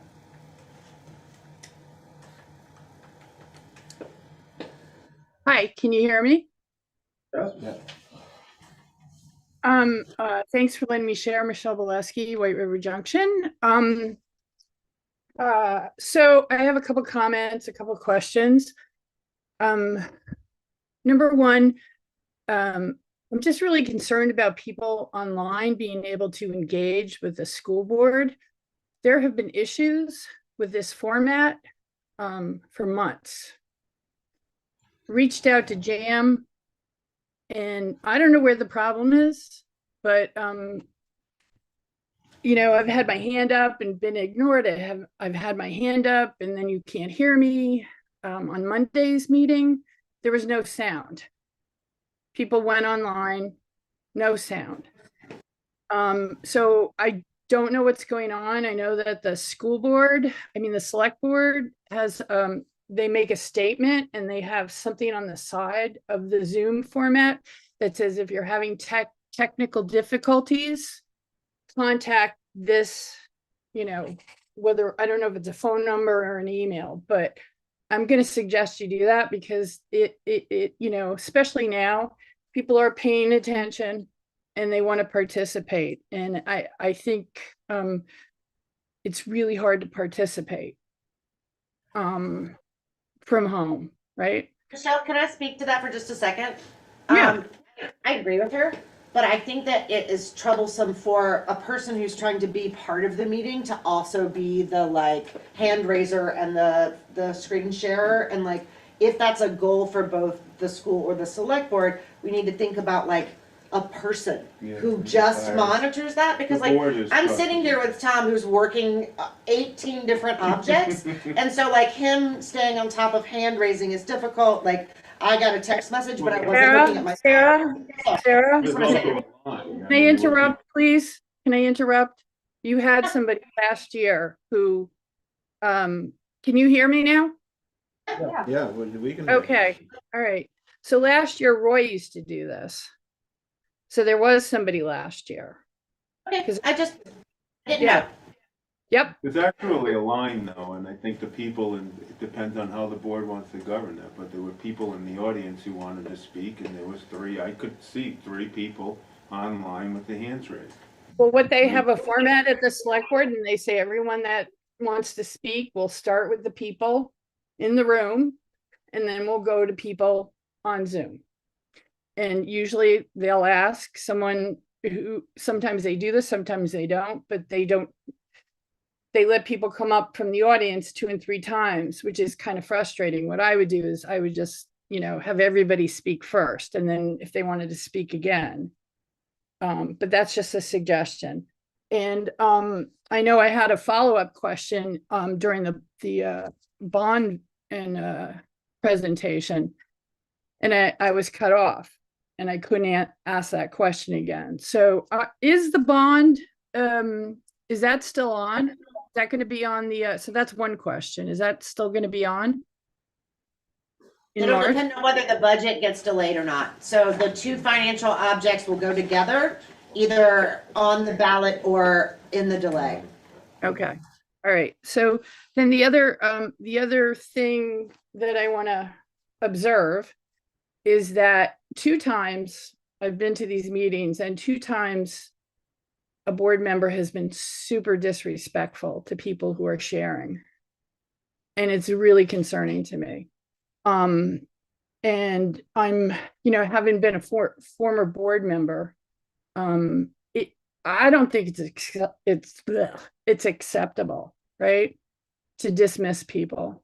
And I am disappointed in how the administrators were treated tonight. I don't know what's going on, but I think there's a lot of stuff going on. I also would ask you all what grade you would give yourselves for community engagement. I don't think I'm going to get an answer, but I know the grade I would give you. And I ask you to do better, because yes, some things weren't anticipated with this budget, but some things were, right? There was a lot of stuff going on with the legislature that I'm sure some people were aware of. And so this combined with the budget from the town is terrifying. It is terrifying. That 1% sales tax, as a business owner, it's terrifying. And I just don't see town government talking, engaging the community. And then when they try to, it's well, we're just going to talk over you and not let you speak, or cut your mic off, or anyway, it's just disappointing. And I know it's not the easiest place to be. I understand that. And I know there are things that are not in your control. And I know that the buildings are in a bad state. I had a great conversation with the new grounds I'm sorry, I don't know what his title is, but he was so helpful. And we had a great conversation where he explained things to me. And so, I understood the need, right? I understood the need, but I'm also thinking about, oh, wow, when we did that parking, I was new when we did the parking lot, right? I was brand new. And I can't for the life of me understand why we didn't address the runoff and have that in the scope of the project when we did all that work. And so now we're coming back and anyway, so that's just one of many things, but it was, I think that an apology to the town, is owed to our administrators. Those guys have worked so hard. They've been through COVID. It's been so I'm done. Thanks. Thank you, Michelle. Okay, we're gonna let Mike Morris talk, and then Katie has her hand up again. Hello, Mike Morris, Hartford. Can you hear me okay? Yeah. Thanks, Mike. Thank you very much. A couple of things, but you mentioned earlier in the meeting that candidates in budget night, you probably won't be discussing the school board budget because you really don't know what it's going to be depending on the results of what the state does and everything else. But couldn't you still have budget discussions, not on the total amount, but on individual items that people would have questions about? So it'd save you time later on during a discussion with the total budget. I give an example of last year. I asked about approximately $4.5 million worth of COVID money, where it was spent, and I never got an answer. I was told there would be an answer town meeting day. I was sick that day, so I could not be there to question it. It never happened. Questions like that. What happened to the money for the roofs that we got reimbursed for? I was told, I know, Tom, it was prior to your administration, but we still could find out the answer to where that money went. So I'm hoping you can still keep an open discussion on candidates night about not the total dollar amount, but items in discussions of individual things, if that's possible. That's basically all I had to speak about until I saw what just happened now. I'm very curious as to what this letter was. I agree with the last few speakers. It appears to come across as a lack of transparency. And I know all you individuals, that isn't what you want. I truly believe that. We work hard for our town and everything else. And this should have been handled a little bit differently tonight. And I guess I can just leave it at that. But if you would consider candidates night, some discussion about the budget so that people have questions about particular items, that is something you're not going to take out, whatever it is, still be allowed. I think it'll save you some time later on when you do have the true budget that you're going to propose. And I thank you for what you do. Thanks, Mike. Thanks, Mike. Okay, I don't see anyone else on the line. Was Katie? You said She took her hand down. Must have just forgot to date it, John.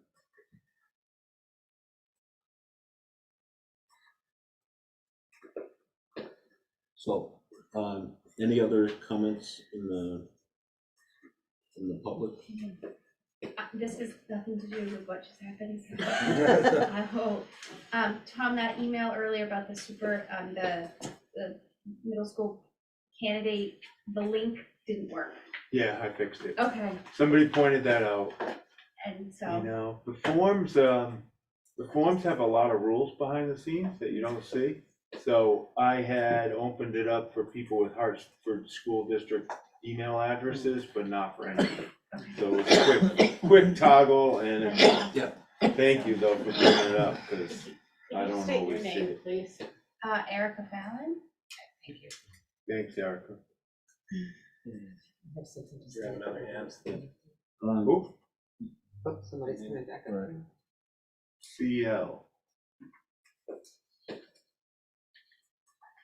CL, are you there? Can you give them? They need to unmute themselves.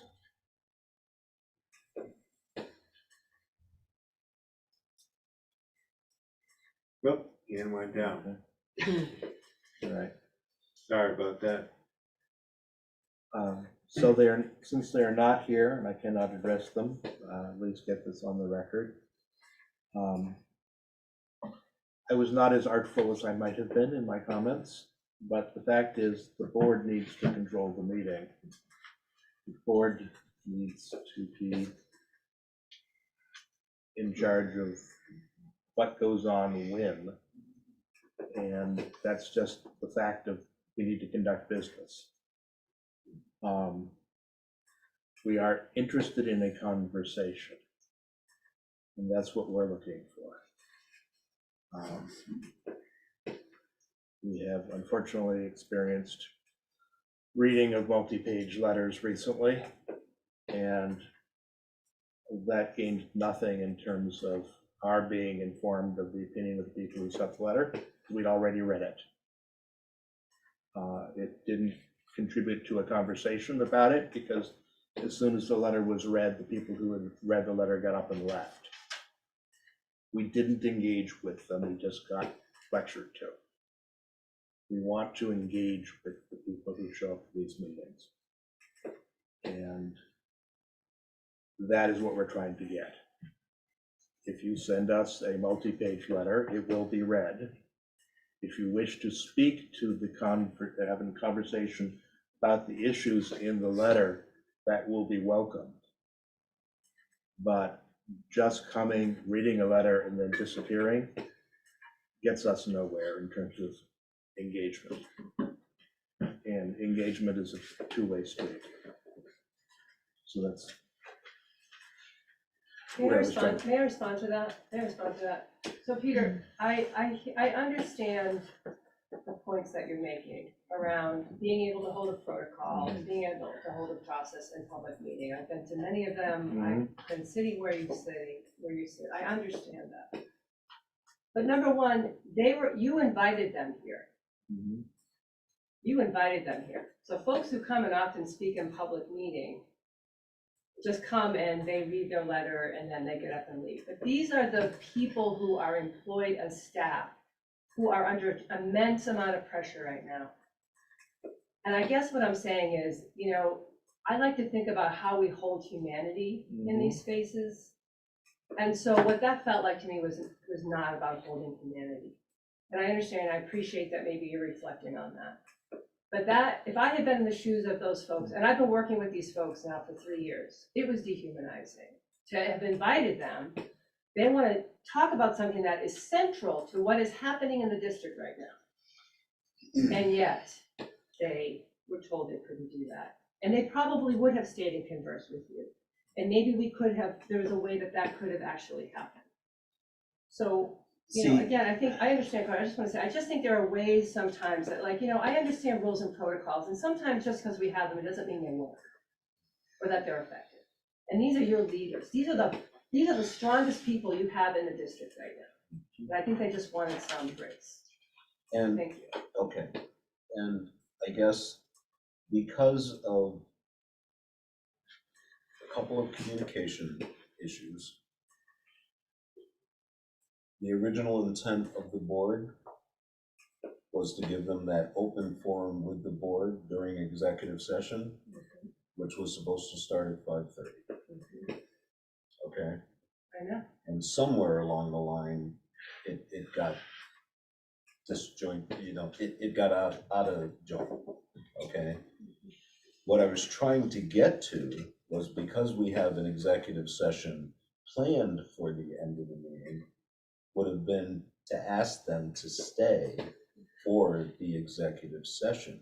The reason for that is some of the things within the letter are very clearly, to our attorney,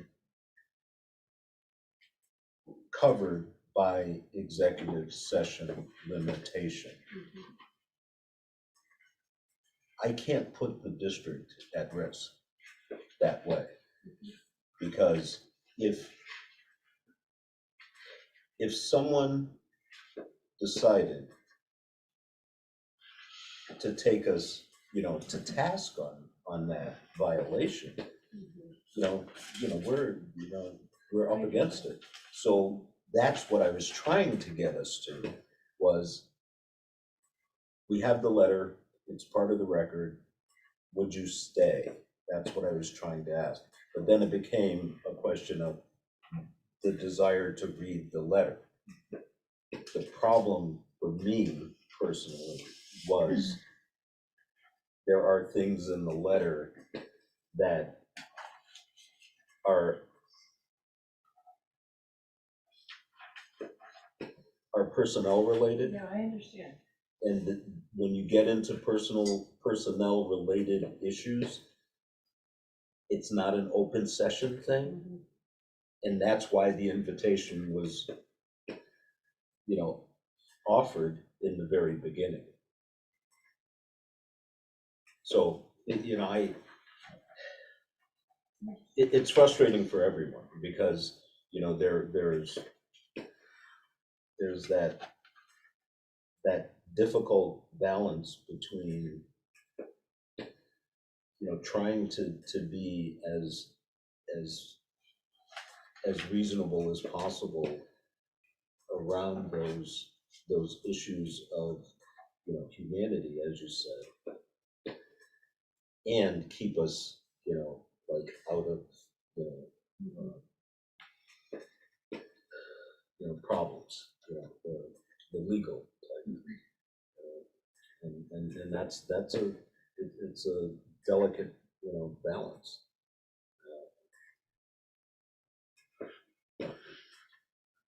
So. Okay, we have a few hands up.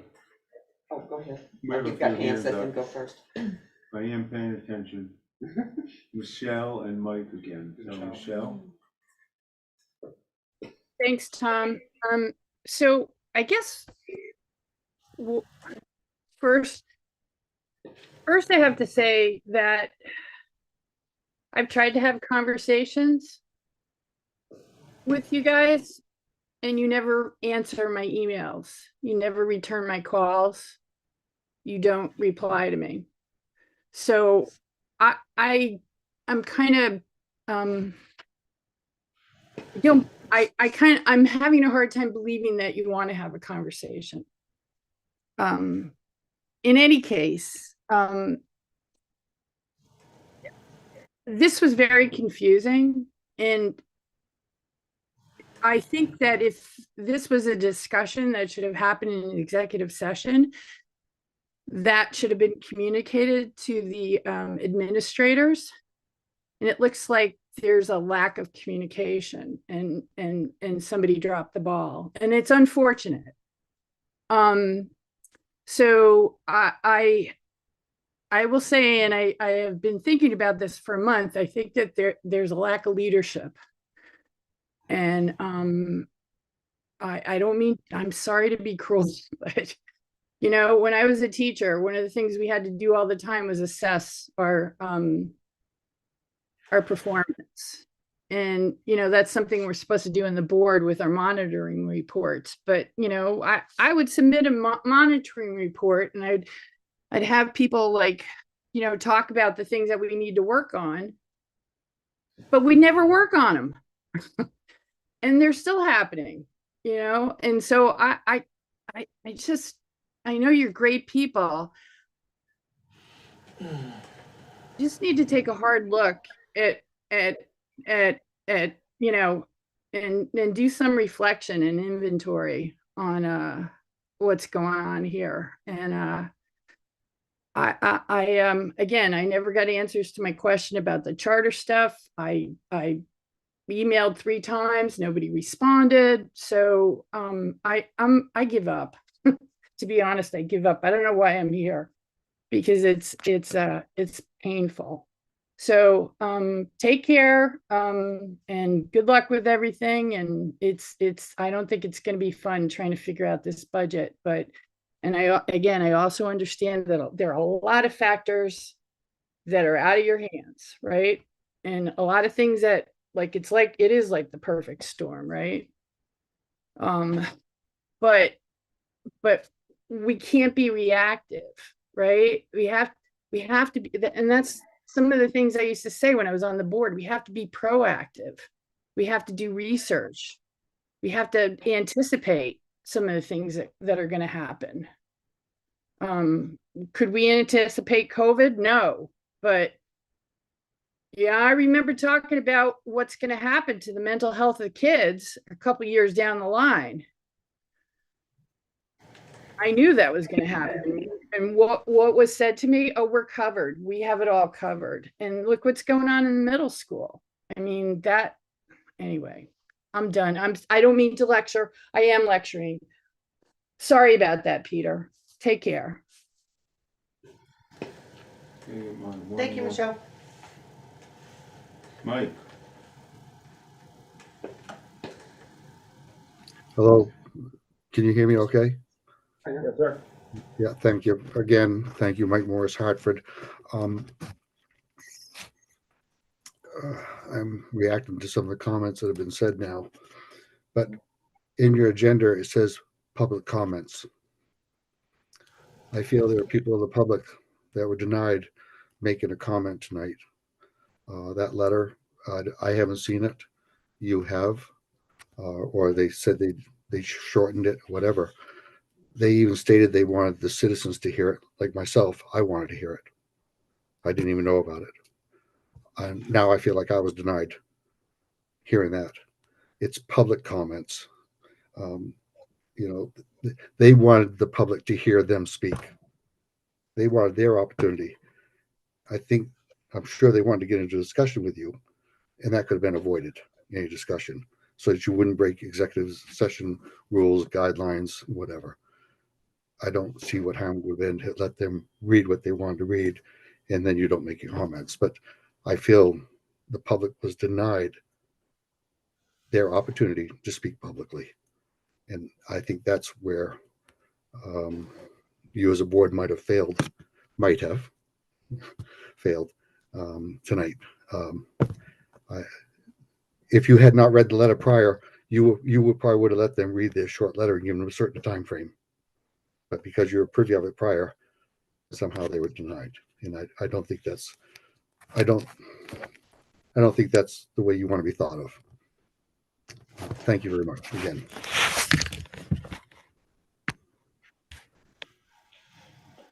Thank you. Thanks, Mike. May I now? Yes. So, first of all, I personally would like to apologize for the way that things culminated tonight to the administrators that came in with their letter. We knew that we all had copies of the letter sent to us, so we knew what was going to be on it, and there were a couple of things that I was concerned about being spoken to in public. I still hate the way that it ended. I think that we weren't quite as professional as we could have been, and I know that they wanted to be heard, and I'm really sorry that that part of it didn't go. And I always hate to make an apology with a but I need to remind everyone that we had already made a motion, and it was seconded, and it was approved by the board, that we were going to just put this letter in to public comments so that everyone could see it in our minutes, and that we would also be putting it out onto social media so that everyone that wanted to read the letter could. So procedurally, we had already done that, and the administrators were in the room when we did it. Doesn't excuse how things escalated at the end. But we were going by correct procedure because we had already made that motion, it was seconded, and we had voted on it. Again, that doesn't excuse the outburst that we had to have later. But I do want to remind us that we were following procedure on that particular issue. And again, I understand, believe me, I understand it. some of these people have already been contacting me about some of the concerns that they've got in this letter. And some of these concerns are things that we as a board can't do anything about because it's not in our purview. We cannot do some of these things. And as the other board members have said, some of this stuff is really touchy and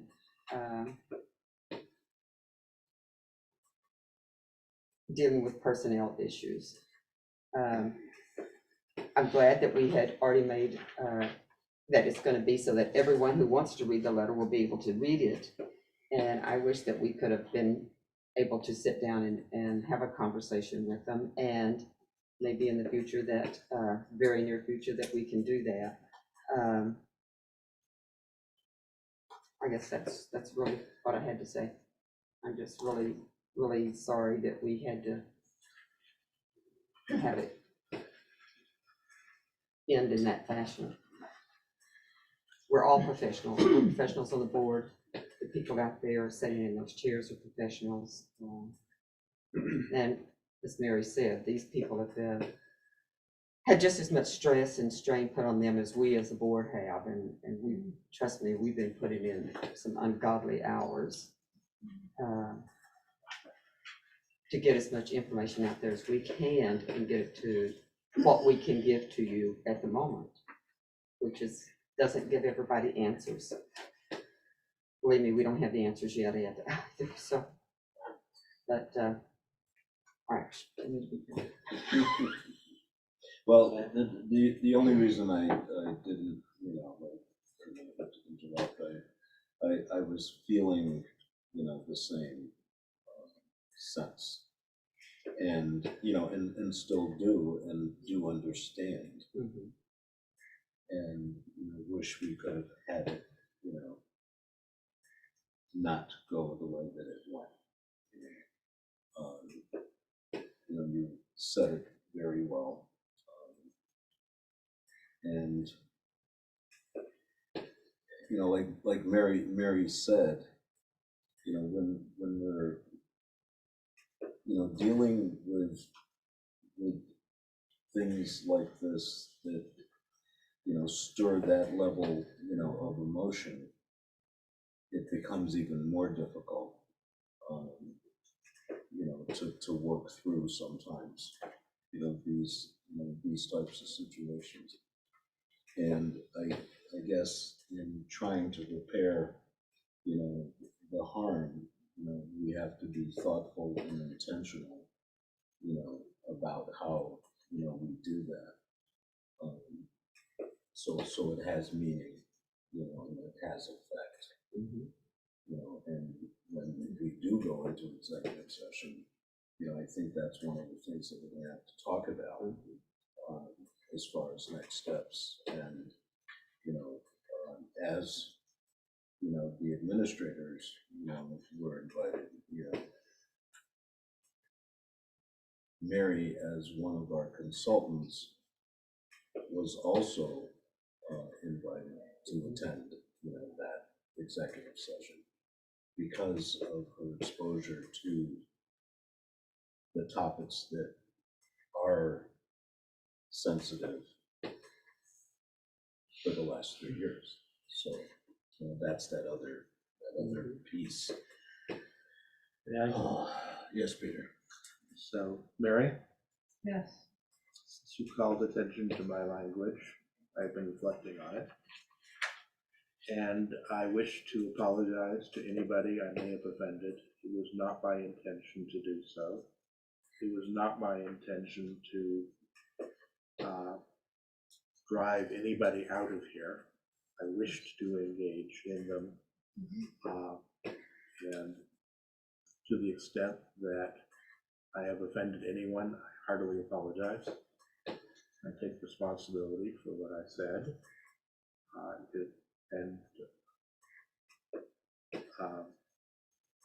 I should have been more careful. I appreciate it. Thank you. So, the consent agenda. We do have couple appointments. Krista Mock, who was a special ed teacher at Brook School, has taken the position of interim assistant special ed director. As you know, Erica Ronstadt has moved up to the interim director. And Emma Wollashan has been hired as I'm nominating as a special educator at Dothan. So pretty lucky to have someone starting at this time of year. No resignations. Retirements? No retirement. Move that we welcome the new members of the Hartford community and accept the consent agenda. Second. So we have a motion and a second to accept the consent agenda. All in favor? Aye. Aye. Opposed? So moved. Our next board meeting is February 28th. Yeah, I didn't know if you still want to continue with that. I mean, things are a little confusing right now. Yeah, You're yeah. probably going to have another board meeting In in between. the next couple of days.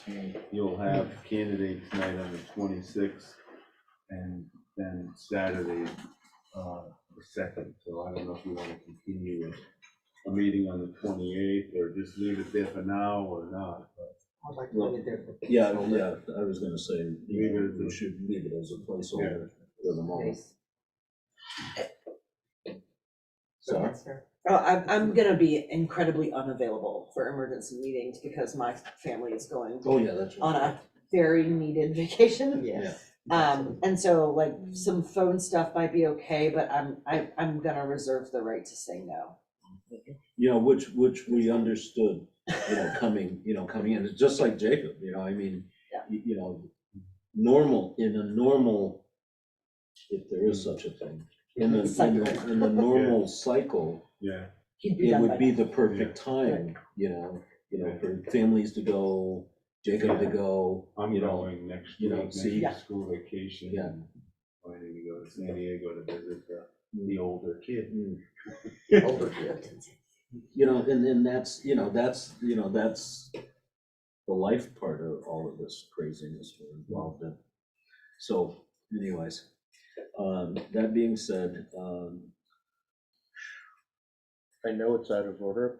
Question, do we need an executive session still? yes, after the- yes. Okay. Well, that was the intention, Yeah. actually, the original thought. Was Reason that we were going to have it is walked No. out. Well, we had two planned.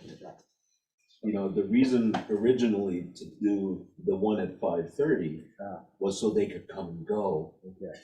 because of their day, and it's such a long day.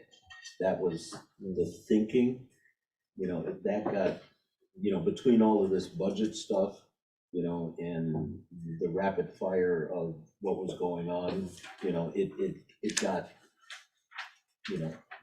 mixed up. Okay. So that being said, that's why the offer to stay, for the second executive session, which, is, in the realm of, personnel. Yeah. I have heard a lot of comments about the early executive sessions, and they're not gonna end in time for the Exactly. agenda Yes. start. Yeah. People are quite upset that they're waiting the hallway for 45 minutes. Yeah. But Just so the board Right. knows. But at the same time, It's your that, prerogative. but that being said, we can work towards trying to make sure that we work towards that timeline too, what I mean? That, knowing that if we didn't, shame on us for being, weirder than we are. But, that being said, we could start, when we start an executive session, it was just say on the front end, we've given, this session X number of minutes, and we're gonna stick as close to that as we can, versus, now we got an executive session, we'll let it, run on itself, so. I think we should we should do our evaluation. And under, would you? Go ahead, Peter. Oh, I get to be hard on myself. Well, Glad to. I think it's a collective. Right. Yes. The BART's time was, okay, board was prepared for the meeting, I think we were satisfactory. Board's time was spent on ends, not means. Satisfactory. Each board member was given the opportunity to participate. Satisfactory. Board treated all persons with courtesy and fairness. Definitely needs improvement or unsatisfactory. Choose which one you wish, perhaps both. Board adhered to Robert's Rules of Order. We attempted to. Board adhered to its governance style in that it emphasized outward vision, it encouraged diversity of viewpoints, it exercised strategic leadership, not administrative detail, it maintained the distinction between board and staff roles, it used collective decision-making, it looked to the future. Overall, I'd say satisfactory on that.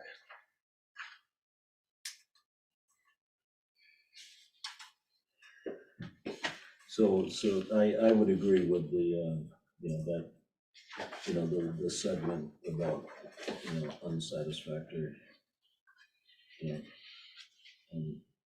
it gives us a pause and makes us want to work on that part. So, thank you. Sarah, you got something? I still want to reiterate the fact that, like, whatever the rules are about speaking, they should be clear. To reiterate Yes. Michelle's point, like, I agree with the 5-minute limit, and I would love to have had a summary conversation about the 3 big paragraphs. But Yes. yeah, whatever the rules are, they should be decided and then made very clear. And Okay. in my Yes, opinion. and someone said, I don't know who said it now, but something said was about the 5-minute rule that the select board does, and they're very strict with it. But the select board is dealing with a whole different audience than what we are dealing with, as was shown tonight. We are dealing with an audience that is coming from their hearts. It's coming from what the kids they're working with. The administrators are coming with who they're working with. The select board is coming from planning and zoning. I disagree. You think? Yeah, people get up there and talk Oh, about. I do. I know they have some their- passions. No, I don't think, what I'm trying to get across isn't that what this audience is different. And I don't care what the rule is, there needs to be a rule. Yeah. Right? Oh, And yeah. so if the rule is, we would like you to limit your comments to 5 minutes, but we welcome discussion past that 5 minutes for this, like, because that is to me, a great interaction point versus speak your 5 minutes and we'll just sit here and stare at you, which is not helpful. Right. But I just want there to be some way to, like, control the time and have productive discussion, because I do agree that listening to someone read is difficult. Yes. But I don't agree about not allowing that. I don't know what the solution was, I guess is what I'm trying to say. But I do think that there need to be parameters, because a long time of talking, everyone loses focus, right? It doesn't matter which topic it is. Exactly. So that's, Yeah. I think that's my point. You can't allow it sometimes and not allow it. Others, correct. And it's particularly difficult because sometimes somebody will make a comment for which we have no ability to respond to that. Right, correct. Right. And therefore we will, hey, we want to engage in discussion, but no, we're not talking with you. Because we literally are put in a position where we have to say, let us think on that, we don't have the facts, or whatever, and we can't respond. Other times, it's, okay, we really want to engage in the conversation about what you just said, let us talk about it now. And it becomes very difficult, but at the same time, we can't have somebody getting up, reading a 15 to 20-minute statement, and then just disappearing. That's abuse of our process. Well, just in response to both of you, the piece that we're missing, you know, in our public comment, you know, component, you know, is the time. But everything else that both of you have stated is there. Okay, I mean, you know, we could have, you know, hold a public hearing on that. Refer it to executive session, you know, that's where, you know, we had offered that as Right. as an Yep. option. You know, so, you know, or, you know, we could ask, you know, Tom to respond to a specific question, you know, if it's, you know, and that's, you know, that keeps, you know, the engagement piece hopefully, you know, like working. We, I do want to make one more suggestion, that when people speak to us, that we don't, our response doesn't lead with the procedural. Because as Nancy said, this is stuff from the heart. And I think saying to people, starting with "I hear you," you know, and I don't feel like we do that every time. And so while I get the Bernie says we can't talk about that, or this is a procedural matter, I also really want to emphasize the fact that, again, these are all parents and, you know, people who are working with our kids. So leading with "I can't talk about that" is also a source of frustration for the public. Of course it is. You might want to, talking about procedures, I'm sorry, you might want to warn this as a topic on another agenda. Yeah, Just sure. to really discuss and flesh out. Yep. Come up with some rules and parameters and stick with it. yeah, because, you know, we can add to the guardrails, Thank you for bringing me up. always. It's Well, nice to we'll have so try. much public comment that you have. Engagement. Yeah. Okay. So the executive session is still on the agenda. Can we make the motion to go into executive session, but before that, take a break for a minute or two? Yeah. Yes, absolutely. All right. So I move that after a 10-minute break, we go into executive session for the purpose of evaluating, actually, let me rephrase that, since we have the actual language here.